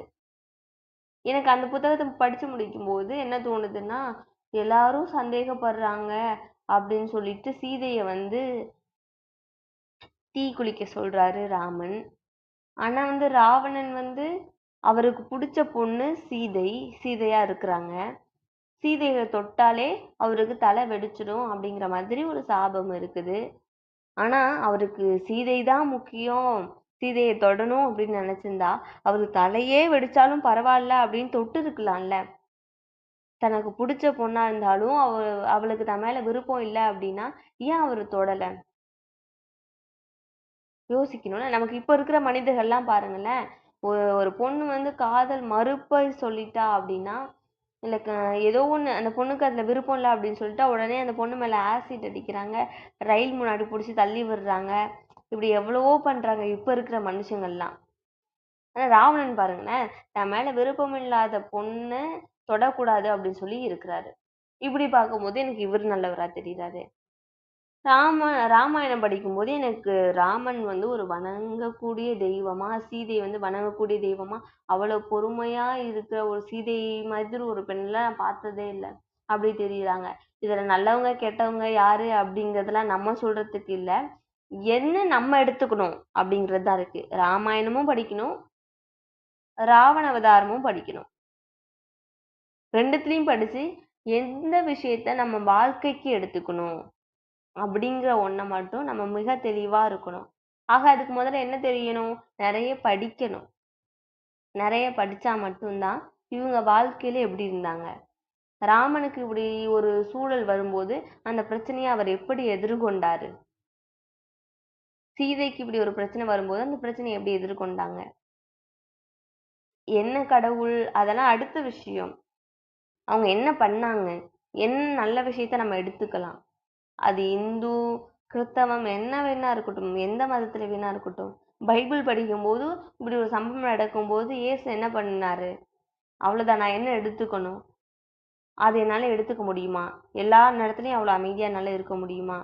அன்னை தெரசா பாருங்க, தொழுநோயாளிகளுக்காக போய் பிச்சை எடுக்கிறாங்க காசு இல்லாம. அப்ப அவங்க கையேந்தி நிக்கும் போது ஒருத்தவங்க பிச்சைன்னு சொல்லல, அது என்ன காசு இல்ல, உதவி கேக்குறாங்க, கையேந்தி உதவி கேக்குறாங்க. அப்போ ஒருத்தர் வந்து ஆஹ் கையில வந்து உமிழ்நீரை துப்புறாங்க. அதுக்கு அன்னை தெரசா என்ன சொல்றாங்களாம், இத நான் வச்சுக்கிறேன், என்னோட பிள்ளைகளுக்காக ஏதாவது இருந்தா தாங்களேன் அப்படின்னு சொல்லி கேக்குறாங்க. அப்படின்னா நம்ம எவ்வளவு ஒரு தாய்மை பண்பை எடுத்துக்கிறதா இருக்கு அவங்க கிட்ட இருந்து, அன்னை தெரசா கிட்ட இருந்து. ஒரு கணத்துல அரைஞ்சா நான் மறுகணத்தையும் காமிக்கிறேன் அப்படிங்கும்போது எவ்வளவு ஒரு சகிப்புத்தன்மை, பொறுமையை நம்ம எடுத்துக்க வேண்டியதா இருக்குது. அப்ப ஒவ்வொரு புத்தகத்துல இருந்தும், அந்த புத்தகத்துல இருக்கிற ஒவ்வொரு கதாபாத்திரத்துல இருந்தும், நம்ம பார்க்கிற ஒவ்வொரு மனிதர்களிடத்திலுமிருந்து நாம என்ன எடுத்துக்கொள்கிறோம் நம்முடைய வாழ்க்கைக்கு அப்படிங்கிறது மிக முக்கியமானது ஒண்ணு. இது வெறும் புத்தகங்களை பார்த்து மட்டும் நம்ம கத்துக்க முடியாது. என்னோட அப்பா அம்மா எல்லாம் எனக்கு சொல்லி கொடுத்தது, நீ என்ன ஆனாலும் பரவாயில்ல, திருடக்கூடாது, பொய் சொல்லக்கூடாது. இது 2 விஷயத்த கண்டிப்பா ஃபாலோ பண்ணணும் அப்படின்னு சின்ன விஷயத்திலேட்டு சொல்லி கொடுத்துருக்காங்க. அதே மாதிரி தான் இருக்கணும். அப்படிங்கிற ஒரு சின்ன விஷயத்த கத்துக்கிட்டோம். கப்பலே கவிழ்ந்தாலும் கன்னத்துல கை வைக்கக் கூடாதுன்னு சொல்லுவாங்க இல்லையா? என்னது? கன்னம் அப்படின்னா ஒரு ஈட்டி போல ஒரு பொருள். எனக்கு ஒரு கப்பல் வந்து எவ்வளோ லாபம் தரக்கூடியது. அந்த கப்பலே கவுந்துடுச்சு அப்படின்னா அந்த அதிபருக்கு எவ்வளோ நஷ்டம் வரும். அப்படி கப்பலே கவுந்துட்டா கூட கன்னம் அப்படிங்கிற ஒரு அந்த கருவியை பயன்படுத்தி நான் திருட்டுல ஈடுபடக்கூடாது. அதான் கப்பலே கவுந்தாலும் கன்னத்துல கை வைக்க கூடாது அப்படின்லாம் சொல்லி கொடுத்துருக்காங்க இல்லையா? இதே மாதிரி தான் திருடக்கூடாது, பொய் சொல்லக்கூடாது. இந்த 2 விஷயங்களை நான் எங்க அம்மா அப்பா கிட்ட இருந்து கத்துக்கிட்டேன், வாசிச்சேன். அவங்க கிட்ட இருந்து நான் வாசிச்சு கத்துக்கிட்டது. அதனால அதை கடைபிடிக்கணும். இப்படி நம்ம வாழ்க்கையில பார்க்குற படிக்கிற விடயங்கள் எல்லாத்துலயும் இருந்துமே நம்ம ஒவ்வொன்றும் கத்துக்கணும். அதை படிச்சா மட்டும் போதாது. என்னை பொறுத்தவரை நம்மளால முடிஞ்ச வரை நம்மளோட வாழ்க்கையில கடைபிடிக்கணும். இத பார்க்கும்போது தான் எனக்கு முத்துக்குமார் வந்து எழுதியிருப்பாங்க ஒரு கவிதையில, அப்பாவின் உலகம் அப்படின்னு சொல்லிட்டு. அவங்க அப்பா எவ்வளவு படிப்பாரு அப்படிங்கிறது அந்த கவிதை மூலியமாவே நமக்கு தெரியும். அந்துப்பூச்சி, கரையான், செல்கள் என அப்பாவின் கௌரவ தோழர்கள் வந்து போகும் அவ்வுலகம் புத்தகங்களால் ஆனது. அலமாரி மரரேக்குகள் பரண் என எல்லாம் நிரம்பி இடப்பற்றாக்குறையால் மூச்சு திணறிக் கொண்டிருக்கிறது மூட்டைக்குள் அடைப்பட்ட எழுத்தாளர்கள். அநேகமாய் அவர்கள் புழுதிகளைப் பற்றி புது நாவல் எழுதலாம். அந்த மூட்டைக்குள்ள அவ்வளவு புத்தகங்கள் இருக்குதாம். அந்த கூட்ட நெரிசலுக்குள்ள எழுத்தாளர்கள்லாம் நெருங்கி நசுங்கி போய் கிடக்குறாங்களாம். அநேகமாய் அவர்கள் புழுதிகளைப் பற்றி புது நாவல் எழுதலாம். தூசியிசம் எனும் புதுவகை யுக்தியை அந்நாவல் அறிமுகப்படுத்தி இனிவரும் இலக்கிய கூட்டங்களில் சண்டையைத் தூண்டலாம். அப்பாவின் உலகில் அவரொத்த நண்பர்களுக்கும் அவ்வப்போது அனுமதி. அதன் திறப்பு சாவி எப்போதும் அப்பாவிடம். நேற்று அப்பாவைக் குறித்து பயமும் பெருமிதமும் தோன்றியது எனக்கு. ஒரு மூட்டை புத்தகம் கிடைத்தால் என்னையும் விற்று விடுவாரோ அப்படின்னு முத்துக்குமார் அஞ்சுகிறாராம். அப்படி எழுதுறாரு. அப்படி அந்த அளவுக்கு படிக்கிறாங்க அவங்க அப்பா. இப்படி படிச்சதுனாலதான் நல்ல செயல்களை செய்யணும் அப்படிங்கிறத முத்துக்குமாருக்கு சொல்லி வளர்த்திருப்பாரோ அப்படிங்கிறது எனக்கு இதை படிக்கும் பொழுது தெரிஞ்சது. இதெல்லாம் சின்ன சின்ன எடுத்துக்காட்டுகள். இப்படி எவ்வளோ பேர் இருக்கிறாங்க. இப்படியாக சின்ன சின்ன வரிகள் தான். அது பெரிய புத்தகமா இருக்கட்டும், சின்ன புத்தகமாக இருக்கட்டும். பொருட்படுத்தா மனிதர்களை நாற்றத்தால் அறைந்தது குடல் சரிந்த நாய் அப்படின்னு ஒரு வரிகள் படிச்சிருக்கேன். 3 வரிதான். பொருட்படுத்தா மனிதர்களை நாற்றத்தால் அறைந்தது குடல் சரிந்த நாய். ஆனா எவ்வளவு அர்த்தம் இருக்கு. யாருமே கண்டுக்கல அந்த நாய. உடம்பு முடியாதப்போ இப்ப நாற்றம் வரும்போது தெரியுதா அப்படிங்கிற மாதிரி அந்த வரிகள் இருக்குது. இப்படி சின்ன வரிகளோ பெரிய வரிகளோ பெரிய புத்தகமோ இப்போ நாவலோ இல்லை சிறுகதையோ என்ன வேணா இருக்கட்டும். ஆனா ஏதோ ஒன்று படிக்கும் பொழுது மட்டும்தான் நம்மளை நம்மளே அப்டேட் பண்ணிக்கிறதுன்னு சொல்லுவோம்ல, அப்படி பண்ணிக்க முடியும். இன்னைக்கு அந்த காலத்துல இருக்க மாதிரி இந்த புத்தகங்களை நூலகங்களுக்கு போய் தேடி தேடி வாங்கி விலை கொடுத்து வாங்கி படிக்கணும் அந்த அளவுக்குலாம் இன்னைக்கு இல்லை. நிலைமையே மாறிடுச்சு. எல்லாத்தையுமே கூகுள போட்டு சர்ச் பண்ணா ஒரு புத்தகம் வருது. படிக்கிறதுக்கான நேரமும் ஆர்வத்தையும் தான் நம்ம எடுத்துக்கணும். இப்படி நம்ம படிக்கிற எல்லாத்தையுமே படிக்கிறதோட கேட்கறதோட நிறுத்திடாம நம்மளோட வாழ்க்கையிலையும் இயன்றவரை நம்ம வந்து அதை பயன்படுத்திக்கணும், ஃபாலோ பண்ணணும் அப்படின்னு நினைக்கிறேன். இப்படி நான் படிக்கிறத இப்ப நான் உங்ககிட்ட ஷேர் பண்றேன்னா, நீங்க படிக்கிறத என்கிட்ட சொல்லும் பொழுது இன்னும் கொஞ்சம் நல்ல தகவல்களை தெரிஞ்சுக்க போறேன். அப்படி நான் தெரிஞ்சுக்கணும்னா என்ன பண்ணணும்? நல்ல ஒரு நண்பர்கள் இருக்கணும். நல்ல ஒரு நண்பர்கள்லாம் என்ன? அதிகமா புத்தகம் படிக்கிறவங்க, இல்ல ஏதோ ஒண்ணு தெரிஞ்சத வந்து நம்ம கிட்ட வந்து பகிர்ந்துக்கிறவங்க. இப்படியாப்பட்ட ஒரு நண்பர் கூட்டத்தோட நம்ம இருக்கணும். அப்படி அவங்களும் இல்லையா? அப்படி நானாச்சும் இருக்கணும். நான் சொல்லணும் மத்தவங்களுக்கு. என்ன படிச்சேன், என்ன கத்துக்கிட்டேன் அப்படிங்கிறது. அது சின்ன விஷயமோ, பெரிய விஷயமோ, அது கேட்கிறவங்க எடுத்துக்கிறதுல தான் இருக்கு. என்ன பொறுத்தவரை நான் படிச்சது, நான் எடுத்துக்கிட்டது இது பெரிய விஷயம் அப்படின்னு. இப்படி இந்த "நீ வெல்வாய்" அப்படிங்கிற இந்த புத்தகம் மூலியமா நான் இவ்வளவு கத்துக்கிட்டேன். இது என்னோட பள்ளி பருவத்துல இருந்து நான் படிச்சது. இதுவரைக்குமே இந்த புத்தகத்த நான் எனக்கு தெரிஞ்சு ஒரு 10 முறையாச்சும் படிச்சிருப்பேன். 10 முறை படிக்கும்போது அதே எழுத்து, அதே கருத்து தான் இருக்குது. ஆனா நான் ஏன் 10 முறை பார்க்குறேன், 10 முறை படிக்கிறேன் அப்டின்னா, ஒவ்வொரு முறை படிக்கும்போதும், நான் சோர்வா இருக்கும்போது படிக்கும்போது, அது ஏதோ எனக்கு நானே ஆறுதல் சொல்லிக்கிற மாதிரி இருக்கு. என்னோட மனது என்னோட பேசுற மாதிரி இருக்கு. நமக்கு புடிச்ச ஒரு திரைப்படத்த 50 முறை பார்க்குறது இல்லையா? அது மாரி புடிச்ச புத்தகம்னா, திரும்ப திரும்ப படிக்கிறது தான். அது மூலமா நமக்கு ஒரு ஆற்றல் கிடைக்குதா? ஒரு சக்தி கிடைக்குதா? ஒரு நல்ல எண்ணம் வருதா? அது போதும் அப்டின்னு நெனைக்கிறேன். இப்படியாக நம்ம தொடர்ந்து வாசித்தால் மட்டும் தான், நம்ம நம்மள புத்துயிர் செஞ்சுக்கிட்டே இருக்க முடியும். அதனால நல்ல நல்ல புத்தகங்கள தேடி தேடி வாய்ப்பு கிடைக்கும் பொழுது, நேரம் கிடைக்கும் பொழுதெல்லாம் படிச்சுக்கிட்டே இருங்க. அப்படி படிச்சத நீங்களும் கடைபிடிங்க. உங்களால முயன்றவரை மத்தவங்களுக்கும் அத பகிர்ந்து கொள்ளுங்கள். ஏன்னா பகிர்றதுல தானே வாழ்க்கையே அடங்கியிருக்கு. மத்தவங்க அது அவங்க கடைபிடிக்கிறாங்க, கடைபிடிக்கல அடுத்த விடயம். பிறரோட பகிர்ந்து கொண்டு இந்த மிக எளிமையான வாழ்வை மகிழ்வானதாகவும், அர்த்தமுள்ளதாகவும் மாற்றுங்கள். இந்த வாய்ப்பினை கொடுத்த அனைவருக்கும், இவ்வமைப்பிற்கும் என்னுடைய மனம் நிறைந்த நன்றிகள். சாவலும் தமிழ் படித்து சாக வேண்டும். எந்தன் சாம்பலும் தமிழ் மணம் கமழ்ந்து வைக வேண்டும். அன்னை தமிழுக்கும் அனைவருக்கும் நன்றி, வணக்கம். நன்றிங்கம்மா அன்பு தங்கையே. மிகவும் சிறப்பான ஒரு அற்புதமான உரை என்று சொல்லலாம்.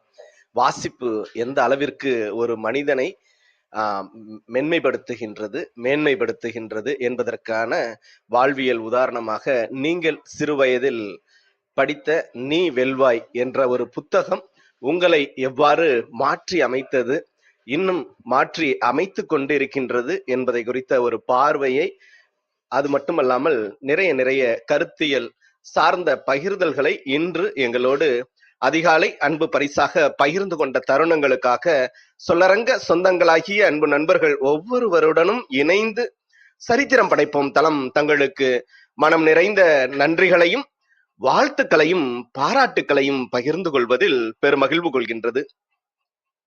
அன்பிற்கினிய நண்பர்களே, நாம் அனைவரும் இணைந்திருப்பது சரித்திரம் படைப்போம் தளம். ஒவ்வொரு வாரமும் ஒவ்வொரு தொகுப்பு, ஒவ்வொரு நாளும் ஒவ்வொரு தலைப்பு, வார இறுதியில் சிறப்பு விருந்தினரின் அழைப்பு, ஞாயிறு தோறும் நமக்கே நமக்கான விடுப்பு என்ற அடிப்படையில் நமது தளம் இயங்கி வருகின்றது. அவ்வரிசையில் இந்த வாரம் முழுக்க நாம் நற்செயல் என்ற ஒரு அற்புதமான தொகுப்பின் கீழ் நமது சிந்தனைகளை செழுமைப்படுத்தி வருகின்றோம்.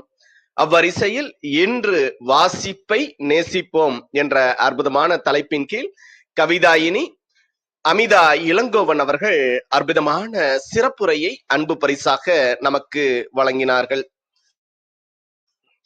நாளை நமது தளத்தில் நம்மிடையே சிறப்பு விருந்தினராக பங்கேற்க இருப்பவர் நிறைய நற்செயல்களை நானிலமெங்கும் விதைத்து வரும், அது மட்டுமல்லாமல் கல்லூரி மாணவர்களுக்கு வாராந்திர பயிற்சிகளை ஏறெடுத்து வருவது, பட்டிமன்ற பேச்சாளர், கல்லூரி இணை பேராசிரியர் என்று பன்முக திறனால் ஜொலிக்கக்கூடிய அன்பு சகோதரி கடலூர் சுபா அருணாச்சலம் அவர்கள் நாளை நம்மிடையே சிறப்பு விருந்தினராக பங்கேற்று தமது வாழ்வியல் அனுபவங்கள் மற்றும் நேர்காணல் நிகழ்வில் பங்கேற்க இருக்கின்றார்கள். ஒவ்வொரு நாள் நிகழ்வுகளிலும் சரித்திரம் படைப்போம் தளத்தோடு இணைந்து பயணிக்கவும், வாழ்வியல் வழித்தடங்களை இன்னும் வலிமைப்படுத்திக் கொள்ளவும் அன்புடன் அழைக்கின்றோம். இப்பொழுது நிகழ்வின் நெறியாளுமையை தொடரவும் முதன்மை கருத்தினை வழங்கிடவும் அன்பு தங்கை ரேவதி சிவசங்கரன் அவர்களை அன்புடன் அழைக்கின்றோம். நன்றி. மிக்க நன்றி அனைவருக்கும். நம்மளுடைய இன்றைய சிறப்பு விருந்தினர் அமிதா இளங்கோவன் அவர்கள் ரொம்ப அழகா வந்து ஒவ்வொரு விஷயத்தையும் குறிப்பிட்டாங்க. நம்மளுடைய முதல் வார்த்தையாகவே தமிழுக்கு அமுதென்று பேர், அந்த தமிழெங்கள் உயிருக்கு நிகர் அப்படின்னு சொல்லி ரொம்ப அழகா அந்த அந்த பாடலோட ஆரம்பிச்சாங்க. ஒவ்வொரு விஷயம் அவங்களுக்கு எப்படி வந்து அவங்களுக்கு வந்து வாசிப்பு எப்படி தன் வாழ்க்கையில பெரிய விஷயங்களை கொடுத்தது. அவங்க 10வதுல 100க்கு 100 மதிப்பெண் அறிவியல்ல வாங்கி அதன் மூலமா கிடைத்த அந்த புத்தகங்கள்ல இருந்து நிறைய விஷயங்களை வந்து அவங்க நம்ம கிட்ட வந்து பகிர்ந்துக்கிட்டாங்க. அது போல நிறைய தலைவர்களை வந்து எடுத்துக்காட்ட காமிச்சாங்க. அண்ணா வந்து ஒரு நாளே வந்து நாளைக்கு அறுவை சிகிச்சை செஞ்சுக்கிறேன், எனக்கு இப்ப வேணாம் அப்படின்னு சொல்லி அந்த புத்தகத்தை மட்டும் நான் நிறைவு பண்ணிடுவேன்னு சொன்ன அந்த அனுபவமாகட்டும், தூக்கு மேடையிலையும் வந்து அந்த புத்தகங்களை வந்து படிச்சுட்டு போன நிறைய தலைவர்கள் அனைவரையும் வந்து நினைவு கூர்ந்தாங்க.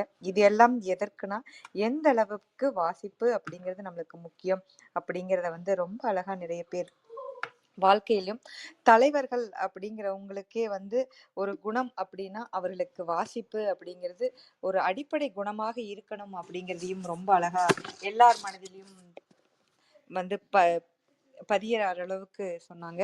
ஏன்னா வாசிப்பு அப்படிங்கிறது வந்து இப்போ எந்த அளவுக்கு முக்கியமாக ஒரு தூண்டுதலை ஏற்படுத்த வேண்டிய விஷயம் அப்படிங்கிறதையும் சொன்னாங்க. ஏன்னா இப்போ ஒரு நல்லா படிச்சுட்டு இருக்கிற குழந்தைக்கு வந்து ஒரு மொபைல் வாங்கி கொடுத்தா அந்த குழந்தையோட படிப்பு மட்டும்ங்கிறது இல்லாம எந்த அளவுக்கு இப்ப என்னென்ன நடந்துட்டு இருக்கு, வாசிப்புங்கிறது குறைஞ்சு அப்படிங்கிறதையும் எடுத்துக்காட்டா சொன்னாங்க. அதுல இருந்து நிறைய மனிதர்களை பத்தி அவங்க நிறைய விஷயங்கள் குறிப்பிட்டாங்க. அதே போல நம்ம வாழ்க்கையில என்னென்னலாம் வந்து நம்ம வந்து முதலா எதற்கும் காரணம் நான் அப்படிங்கிற அந்த ஒரு தன்னம்பிக்கையோடையும் சரி, என்ன தவறு இருந்தாலும் சரி அதற்கும் நான் காரணங்கிற அந்த விஷயத்த வந்து நம்ம எடுத்துக்கணும். எதற்கெடுத்தாலும் மற்றவர்களை வந்து குறை காட்டிக்கிட்டே இருக்கக்கூடாது அப்படிங்கிறதையும் சொன்னாங்க. அதுக்கு எடுத்துக்காட்ட கூட முள்ளு குத்திருச்சு அப்படின்னு சொல்றோம். முள்ளு எங்க வந்து குத்துச்சு, நம்ம தானே போய் அது மேல குத்தணும் அப்படிங்கிறதும் சரி, மதுரை வந்துருச்சா அப்படிங்கிற மாதிரி நிறைய விஷயங்களை வந்து அவங்க எடுத்துக்காட்டா சொன்னாங்க. எதா இருந்தாலும் நம்ம வந்து முழு காரணமும் நம்ம வாழ்க்கையில நடக்கிற ஒவ்வொன்றுத்துக்கும் நம்ம தான் காரணங்கிறத வந்து உணர்ந்து எல்லாத்துக்கும் நம்ம காரணங்கிறத அது உணர்ந்து நம்ம எடுத்துக்கணும் அப்படிங்கிறதையும் குறிப்பிட்டாங்க. அது போல நிறைய பேருடைய வாழ்க்கையை வந்து வாசிச்ச மாதிரி இருந்தது இன்னைக்கு அமிதா இளங்கோவன் அவங்க பேசினது. அதுலயும் அவங்க சொன்னாங்க, எனக்கு 6 மணின்னெல்லாம் நான் எழுந்து எந்த விஷயம் செய்ய மாட்டேன், எனக்கு நைட்டே வந்து எல்லாம் பண்ணிட்டு நான் தூங்கிடுவேன் அப்படின்னு சொல்லி 6 மணிக்கு எந்திரிக்கிறதே என்னால முடியாத காரியம். ஆனா எனக்கு வந்து இப்ப பேசணும்னா எனக்கு 5 மணில இருந்தே எனக்கு எப்படி முழிப்பு வந்தது அப்படிங்கிறதையும் குறிப்பிட்டாங்க. அது எல்லாருக்குமே வந்து இருக்கிற விஷயம். ஏன்னா நேரம் காலம் அப்படிங்கறது வந்து 2ஆம் இதுதான். நம்மளுக்கு ஏதாவது ஒண்ணு பிடிச்சிருச்சுன்னா அது மேல இருக்கிற ஆர்வம்ங்கிறது வந்து நம்மள தூங்கவே விடாது. நம்மளுக்குள்ளேயே ஒரு பெரிய கிளாக் இருக்கு, அது வந்து நம்மள எழுப்பி விட்டுரும். அது போலதான் இன்னைக்கு அமிதா இளங்கோவன் அவங்க சொன்னாங்க, இன்னைக்கு பேசணும்னுங்கிற வருது, நான் எவ்வளவு நேரமா எந்திரிச்சு ஒவ்வொரு நேரமா வந்து எனக்கு தெரிஞ்சதை மத்தவங்க கிட்ட பகிர்ந்துக்கணும் அப்படிங்கறக்காக நான் பகிர்ந்துக்கிறேன் அப்படிங்கறத நிறைய விஷயங்களை குறிப்பிட்டாங்க. ஏன்னா வாசித்தல் அப்படிங்கிறது வந்து அந்த பழக்கங்களை மட்டும் நம்ம நேரடியா கொண்டு வந்துட்டோம்னா அடுத்து எல்லாமே நம்மளுக்கு ரொம்ப ரொம்ப எளிமையாக போயிடும். அதே போல சாதனையாளர்கள் அப்படின்னு குறிப்பிடுற ஒவ்வொருவருமே புத்தகங்களை மட்டும்தான் வாசிச்சு அதுல இருந்து நிறைய விஷயங்களை வந்து எடுத்துக்கிட்டாங்க அப்படிங்கிறதையும் அவங்க சொன்னாங்க. மிக்க மிக்க நன்றி. அவங்க பேச்சுல இருந்து ஒண்ணு தெரிஞ்சது என்னன்னா, புத்தகங்களை எந்த அளவு நம்ம வாசிச்சு நேசிச்சு இருக்கணுமோ அதே அளவுக்கு வந்து நம்ம மனிதர்கள் கிட்ட இருந்தும் நம்ம கத்துக்கணும். அது ஒரு ஒலிம்பிக்ல இருந்து ஒருத்தரை வந்து நல்லா ஓடிட்டு இருக்கிறவரை பத்தி சொன்னாங்க. அவர் ஏன் வந்து நீங்க ஓடுறாரு, அவர் ஏன் ஜெயிச்சாரு, அதெல்லாம் நீங்க பார்க்காதீங்க. ஆனா அவர் எந்த அளவுக்கு அந்த 2 கிலோமீட்டரும் நம்ம ஓடி அந்த போட்டியில கலந்துக்கிட்டணும்னு நினைக்கிறதும் சரி. கின்னஸ் ரெக்கார்ட்ல 30,000 மைல் வந்து அவங்களா உருண்டுட்டே போனாங்க. இதெல்லாம் வந்து 55 வயசுல நம்மளால சாத்தியமா அப்படிங்கிறதையும் குறிப்பிட்டாங்க. அது போல எல்லாமே நம்மளுக்கு ஒரு பிடித்தலும் அதுல ஒரு தூண்டுகோலும் நம்மளை வந்து மேற்கோள் பண்ணிட்டோம்னா நிச்சயமா நம்மளால எல்லாமே சிறப்பா செய்ய முடியும். அது போலதான் இந்த சின்ன வயதா இருந்தாலும் அவங்க நிறைய விஷயத்த ரொம்ப அழகா வந்து கொண்டு வந்து நம்ம கிட்ட சேர்த்துனாங்க. மிக்க மிக்க நன்றிங்க அமிதா, மிக்க நன்றி. வணக்கம் விஜயாமா, நீங்க பேசலாம். நன்றிகள் அம்மா. வாழ்க வையகம், வாழ்க வையகம், வாழ்க வளமுடன். குரு வாழ்க, குருவே துணை. சரித்திரம் படைப்போம் தளத்திற்கு நன்றி. அதை எடுத்து சரித்திரம் படைத்து கொண்டிருக்கும் ஆரோக்கிய ரீட்டோ அவர்களுக்கு பல கோடி நன்றிகள். இதில் பயணம் செய்யும் கற்பனை களம் ரேவதி அம்மா அவர்களுக்கும் பல கோடி நன்றிகள்.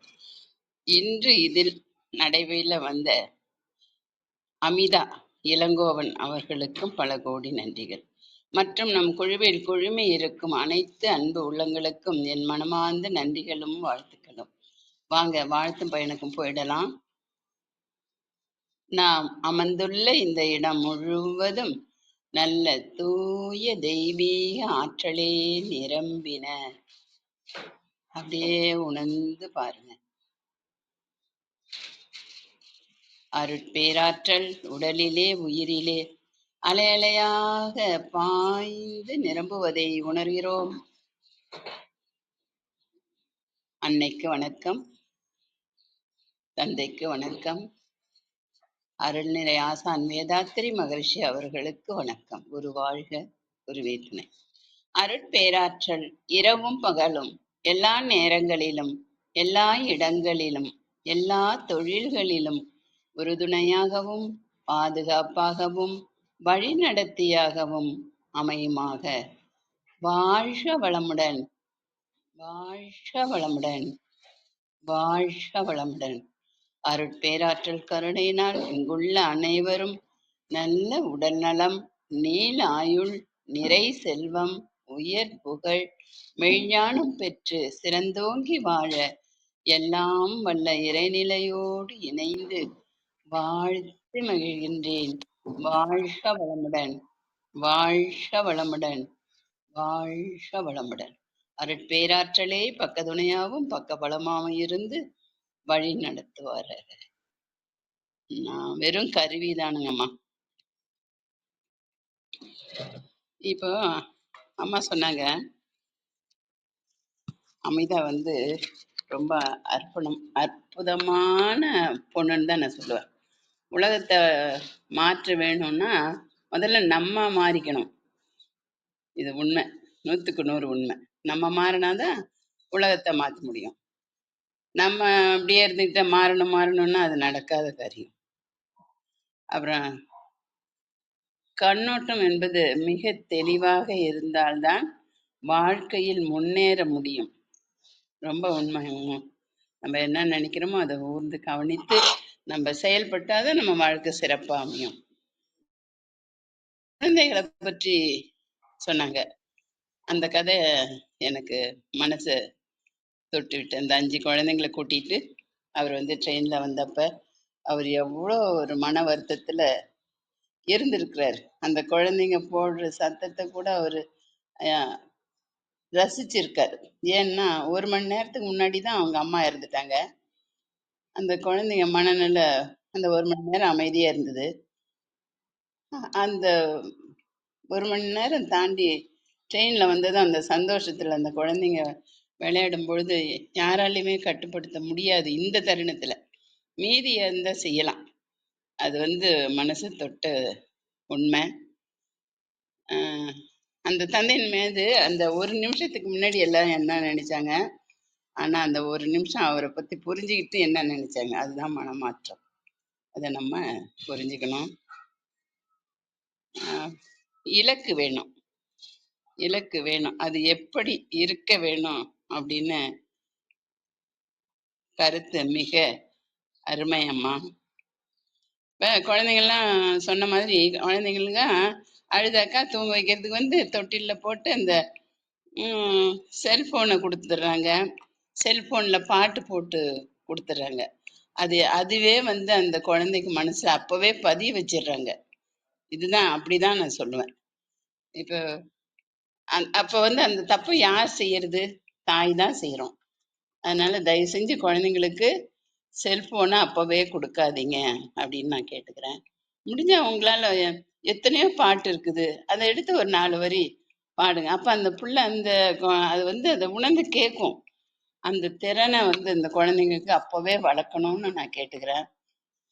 இப்ப எனக்கு 9 பேர குழந்தைங்க. அந்த 9 பேர குழந்தைங்களும் அப்படியே எப்படி சொல்றதுன்னு தெரியல. அந்த அன்பும் கருணையும் சொல்லுவாங்க பாரு. என்னை பத்தி பெருமையா சொல்றேன்னு நினைக்காதீங்க. அவங்கெல்லாம் குளிக்க வைக்கிறதுல இருந்து அவங்களுக்கு மருந்து போட்டு சீராட்டி தொட்டில போட்டு தூங்க வைக்கிற வரைக்கும் நான் தான் செய்வேன். யாரையும் விட மாட்டேன். அப்படி ஒரு அருமையா பார்த்துக்குவேன். எல்லாருமே என் பொண்ணுங்கலாம் ஆச்சரியப்படுவாங்க. "எப்படி மம்மி உங்களால செய்ய முடியுது?" அது வந்து அது உள்ள போயிடுவேன். அப்ப அந்த குழந்தைய தூங்க வைக்கும் பொழுது, தாலாட்டு நான் தான் பாடுவேன். அந்த தாலாட்டு பாடி, அந்த குழந்தை தூங்கும் பொழுது எவ்வளோ ஒரு அந்த முகத்த பார்த்தா எவ்வளோ ஒரு சந்தோஷமா இருக்கும். அதையெல்லாம் நான் உணர்ந்திருக்கேன். குழந்தை மட்டும் இல்லைங்க. அந்த இடத்துல பெட்ல படுத்திருப்பாங்க. அவன் யாரா இருந்தாலும் பெரியவங்க கூட, அவங்களும் தூங்கிடுவாங்க. கொஞ்ச நேரம் நான் பாடிட்டே இருந்தா நானே தூக்கம் எனக்கே தூக்கம் வரும். அப்படி ஒரு போதையான அந்த தாலாட்டு தாங்க அந்த குழந்தைக்கு நம்ம முத கொடுக்கிற அந்த உணர்வு. உணர்ந்து பார்க்கறது. ஆராரோ ஆரீரரோ ஆரீரோ ஆரரீரோ ஆரடிச்சு நீ அழுதே தங்கமே கண்ணுறங்கு கண்ணுறங்கு கண்ணுறங்கு கண்ணே என் கண்மணியே கண்ணான கண்மணியே. இது பெரிய பாட்டு. நான் ஒரு 4 வரி அந்த அந்த ஒரு இதுக்காக பாடி காமிச்சேன். ரொம்ப சந்தோஷமா இருக்கு. அஹ் அந்த பாட்டை வந்து இல்லாட்டி எத்தனையோ புக்கெல்லாம் வருது, அதுல பாட்டு வருது. அதுல ஒரு 4 வரி எடுத்து அந்த குழந்தைங்களுக்கு அந்த உணர்வை ஊட்டணும்னு நான் கேட்டுக்கிறேன். அம்மிதா அம்மா அவங்க ரொம்ப அற்புதமா எல்லா கருத்தையும் முன் வச்சிருக்காங்க. அதை எடுத்து நம்ம உணர்ந்து நம்ம செயல்படுத்தணும்னு கேட்டுக்கிறேன். அஹ் அம்மிதா அம்மா அவங்க இந்த சின்ன வயசுல இவ்வளவு கருத்து பாருங்களேன். 6 மணிக்கே எழுந்திருக்காதவங்க எத்தனைக்கும். நான்லாம் 4 மணிக்கே எழுந்து குடிச்சிட்டு தான் வருவேன். அப்படி இருக்கும் பொழுதுதான் இந்த காலத்து பிள்ளைங்க 6 மணிக்கு எழுந்திருக்குன்னா அது ஒன்றும் பெரிய இது இல்லை. எல்லாம் அப்படிதான் நைட்ல ரொம்ப நேரம் கண் விழிக்கிறாங்க. அப்ப காலையில எழுந்திருக்க முடியறது இல்லை அவங்களால. இவங்க வந்து படிப்பேன் அப்படின்னாங்க. சில பேர் வந்து டிவி பார்க்கறது, செல் பார்க்கறது அப்படிதான் நேரத்தை வீணடிக்கிறாங்க. அதெல்லாம் செய்யக்கூடாது. வாழ்க வளமுடன். ஒரு தாயா இருந்து இதெல்லாம் நான் இந்த தளத்துல பகிரணும்னு எனக்கு ஒரு ஆசை. நன்றி. அம்மா அவங்க நல்ல உடல் நலம், நீள ஆயுள், நிறை செல்வம், உயர் புகழ், மெஞ்ஞானம் பெற்று சிறந்தோங்கி வாழ வேண்டும். வாழ்க வளமுடன். வாழ்க வளமுடன். வாழ்க வளம். நன்றிகள் அம்மா. வாழ்க வளமுடன் விஜயம்மா. ரொம்ப அழகான ஒரு எப்பவும் போல ஒரு வாழ்த்தும் சரி. இன்னைக்கு கூடுதலா வந்து ஒரு தாலாட்டும் காலையிலேயே எல்லாத்தையும் ஒரு மனதுல மகிழ்ச்சி ஏற்படுத்துற அளவுக்கு ஒரு தாலாட்டையும் பாடுனீங்க. மிக்க மிக்க நன்றி. நீங்க சொன்னீங்க 4 மணிக்கு நான் எந்திரிச்சு குளிச்சுட்டு தான் வருவேன் அப்படின்னு சொல்லி சொன்னீங்க. இப்போ இருக்க சூழ்நிலையில இப்ப எல்லாமே கொஞ்சம் நீங்க சொல்ற மாதிரிதான் இரவுல வந்து நிறைய நேரம் விழித்திருக்கிறதுனால காலை எழுந்திருக்கிறதுங்கிறதே கொஞ்சம் சிரமமாக இருக்கிறதுங்கம்மா. மிக்க மிக்க நன்றிங்கம்மா. மிக்க நன்றி. வணக்கம் இசக்கி சார், நீங்க பேசலாம். இசக்கி சார் இருக்கீங்களா? வணக்கம் ரவிச்சந்திரன் சார், நீங்க பேசலாம்.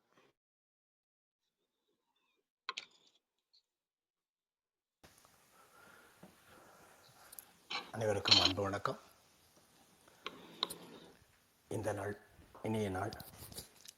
நீண்ட இடைவெளிக்கு பிறகு நான் சரித்திரம் படைப்போம் நிகழ்ச்சியில் வந்து பேசக்கூடிய ஒரு வாய்ப்பு. அனைவருக்கும் நன்றி. அன்பு மகள் அமிதா இளங்கோவனருக்கு நெஞ்சம் நிறைந்த வாழ்த்துக்கள். எவ்வளோ வாசிக்கிறீங்கிறது உங்களுடைய சொற்கள் மூலமாக தெரியுது. உங்களுடைய பேச்சு தெளிந்த நீரோடை போல அப்பழுக்கற்ற சிந்தனைகளில் புறப்பட்டு அழகான பாதை வழியாக பயணம் செய்து அனைத்து இடங்களிலும் வியாபித்து எல்லோரது உள்ளங்கத்தையும் கொள்ளைகளக்கூடிய அழகான நல்ல மொழி, நல்ல உரை, நல்ல குரல், நல்ல பாவம். ஒரு பேச்சுங்கிறது எப்போவுமே நல்ல கருத்தை மட்டும் தான் பேசாது. அதை சொல்லக்கூடிய சொற்கள் நல்ல சொற்களாக தேர்ந்தெடுத்து பயன்படுத்தணும். அது ரொம்ப அழகாக இருந்துச்சு. உங்களுடைய இன்றைய பேச்சு வந்து என்னென்னா, உங்களுடைய பேச்சோட மிக உன்னதமான அழகு எளிமை தான். எனக்கு என்னெல்லாம் தெரியும் பாரு அப்படின்னு சொல்லி சர்க்கஸ்காரன் வித்த காட்டுற மாதிரி மேலே ஏறி குட்டி கட்டம் போட்டு அந்தர் பல்ட்டி அடித்து எல்லாத்தையும் மிரட்டி அதெல்லாம் பண்ணாமல் ஒரு குழந்தை வந்து அன்பாக பக்கத்தில் உட்காந்து கையை பிடிச்சிக்கிட்டு, தாத்தா எனக்கு ஒரு கதை சொல்லுங்கள், மாமா எனக்கு ஒரு கதை சொல்லுங்கள் அப்படின்னு கேட்குற மாதிரி நான் ஒரு கதை சொல்லட்டுமா அப்படின்னு சொல்லி உங்களுடைய அன்பான மென்மையான குரல் மூலமாக சொன்னது ரொம்ப அழகாக இருந்துச்சு. நல்ல நல்ல கருத்துக்கள். வாழ்க்கையில் எல்லாருமே வெற்றி நோக்கி தானே ஓடிக்கொண்டிருக்கிறோம். ஆனால் அதற்கான எப்படியெல்லாம் இருக்குங்கிறது எல்லா தளங்களிலும் உள்ள மனிதர்களை பற்றி நீக்கமற எந்த ஒரு வேறுபாடும் இல்லாமல், எந்த ஒரு பாரபட்சம் இல்லாமல் எல்லா செய்திகளையும் அழகாக தொகுத்து அருமையாக சொன்னீங்க. இவ்வளோ இளம் வயதில் இவ்வளோ நல்ல சிந்தனை, இவ்வளோ நல்ல கருத்துக்கள், இவ்வளோ அழகான பேச்சு திறமை, இதெல்லாமே நீங்கள் வாழ்க்கையில் வெற்றி பெற்றுட்டீங்க அப்படிங்கிறதுக்கான ஒரு அழகான அறிகுறி. எல்லாவற்றையும் விட உங்களுக்கு கிடைத்த பெற்றோர்கள் இல்லையா, அவங்க உண்மையிலேயே பேர் பெற்றவங்க. ஏன்னா எல்லா பெற்றோர்களுமே தன் பிள்ளைகள் நல்லபடியாக வரணும்னு ஆசைப்படுவாங்க, முயற்சி செய்வாங்க, அதுக்காக தியாகம் பண்ணுவாங்க, அதுக்காக உழைப்பாங்க, அதுக்காக யோசனைகள் சொல்லுவாங்க, கண்டிப்பாங்க, எல்லாம் செய்வாங்க. ஆனால் இன்றைக்கு இருக்க சூழ்நிலையில் 10 வயது வரைக்கும் தான் ஒரு பெற்றோர்கள் பிள்ளைகளை ஓரளவுக்கு வழிநடத்த முடியும்.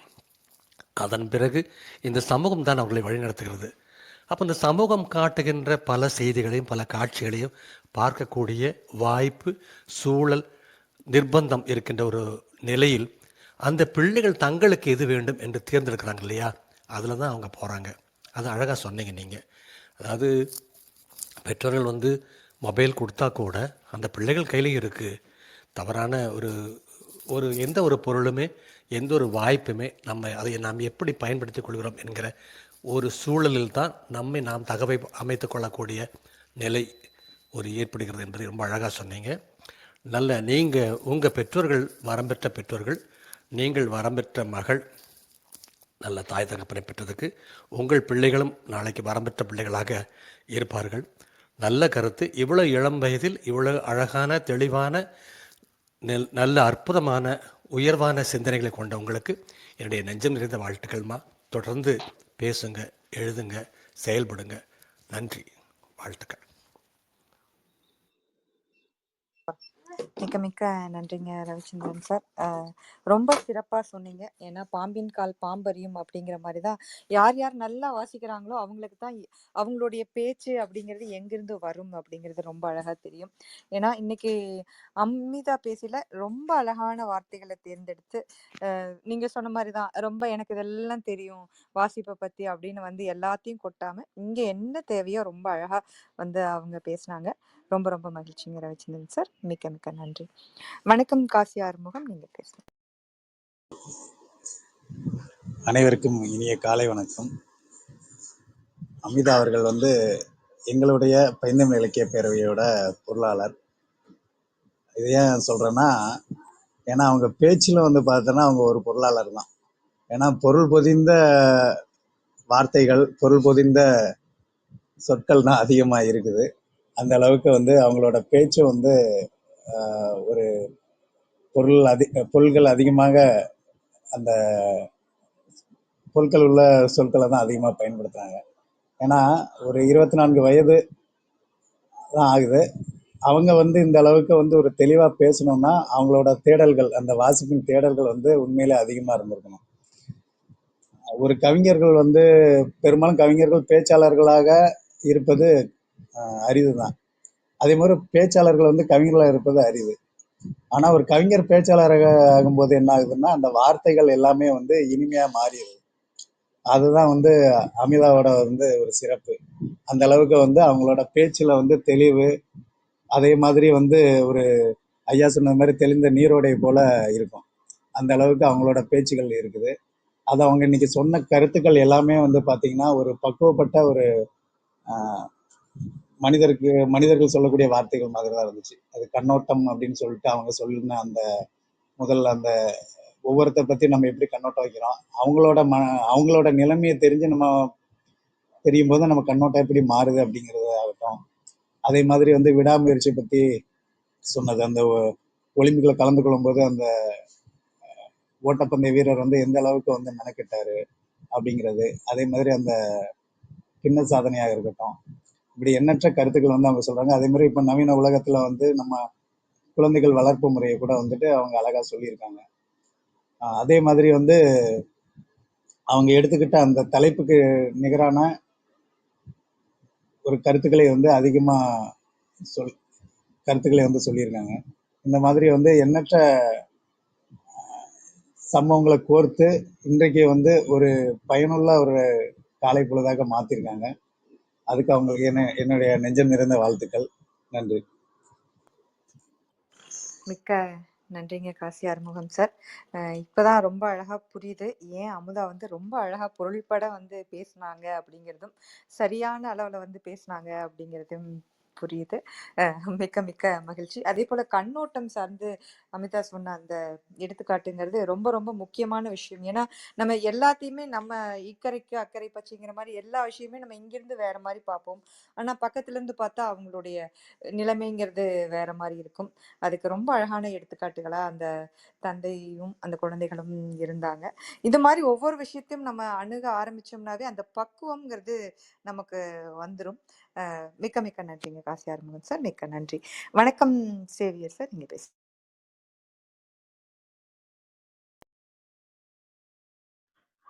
வணக்கம். அனைவருக்கும் இனிய காலை வணக்கம்.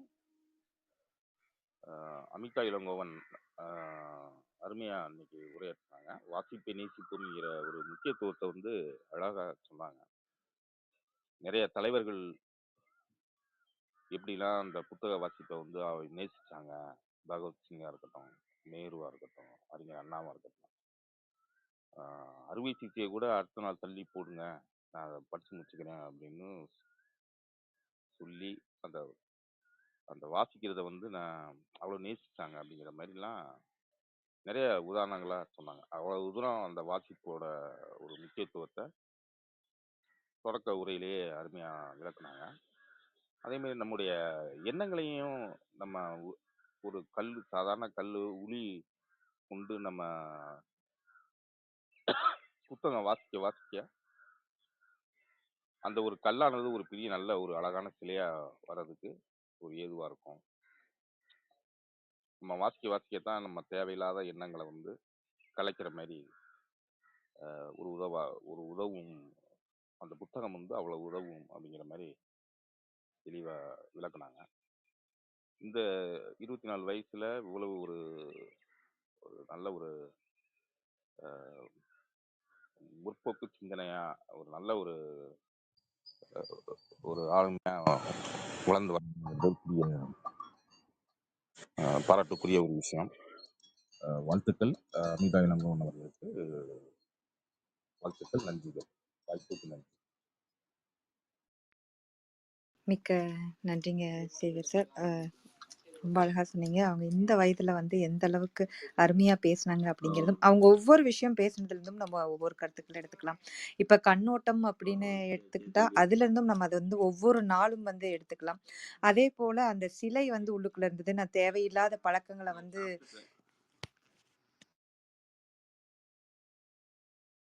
மன்னிக்கவும், தேவையில்லாத பழக்கங்களை வந்து நம்மளுக்குள்ள இருந்து எடுத்துக்கிட்டாவே நம்மளுக்குள்ள இருக்கிற இன்னொரு அழகான ஒரு உருவம் சரி, அழகான குணவமைப்பும் சரி நம்மளுக்குள்ள வந்துரும் அப்படிங்கிறது தான் அதுல இருந்து நம்ம எடுத்துக்க வேண்டியது. எல்லாமே வந்து ரொம்ப அழகான விஷயங்கள் அங்க இருக்குன்னா அதுல தேவையில்லாத மட்டும்தான் நம்ம எடுத்துக்கிறோம் அப்படிங்கிற மாதிரி எடுத்துக்கலாம் அப்படிங்கிறதையும் ரொம்ப அழகா குறிப்பிட்டாங்க. மிக்க மிக்க நன்றிங்க சேவியர் சார். கீழே பேசும் தளத்திலிருந்து கேட்கும் தளத்திலிருந்து யாராவது தங்களுடைய கருத்துக்களை பகிர்ந்துக்கணும்னா பகிர்ந்துக்கலாம். இல்லைன்னா நம்ம அமிதா அவங்களுடைய ஏற்புரைக்கு போயிடலாம். அமிதா, நீங்க உங்களுடைய ஏற்புரை கொடுக்கலாம்.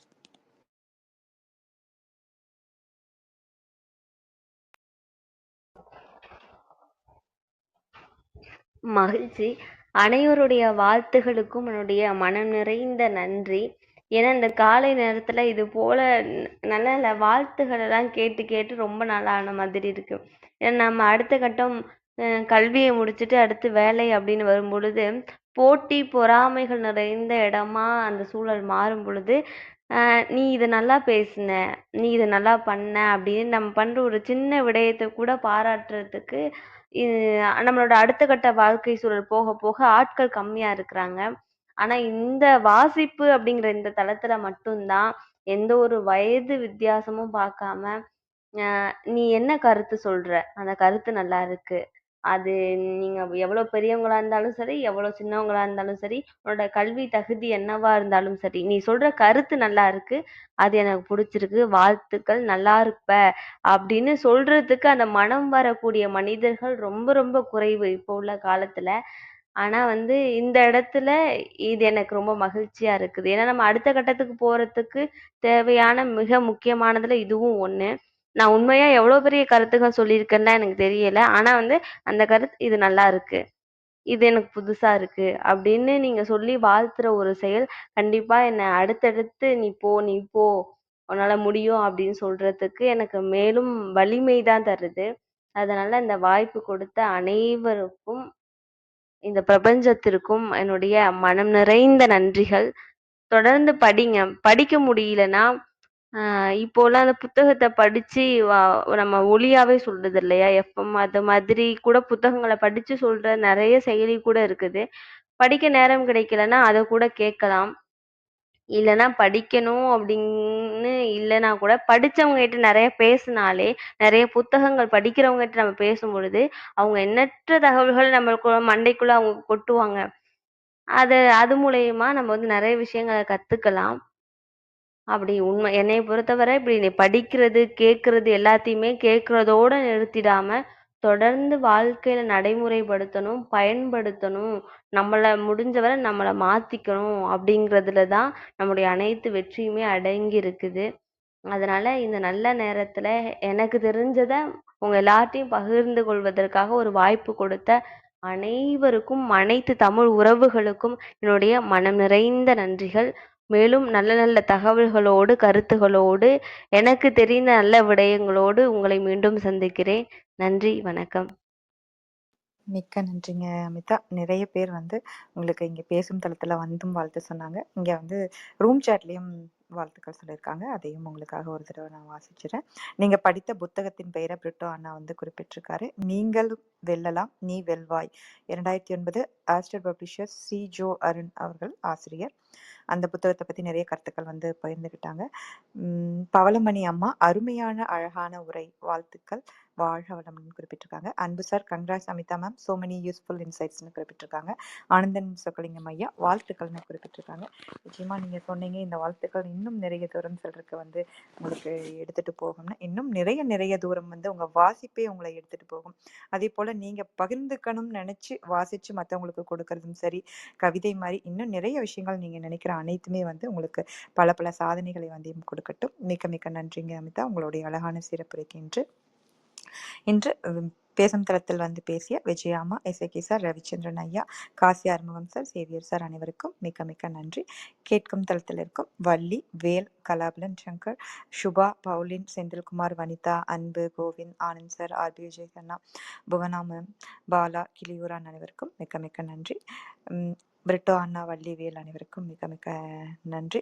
ரீப்ளே கேட்க போறவங்களுக்கும் நன்றி. நாளை காலை மறுபடியும் 6 மணிக்கு சந்திப்போம். மிக்க நன்றி அனைவருக்கும். அனைவருக்கும் நன்றி, அனைத்திற்கும் நன்றி, ஆண்டவனுக்கும் நன்றி. மிக்க நன்றி அனைவருக்கும். 5, 4, 3, 2, 1 நன்றி.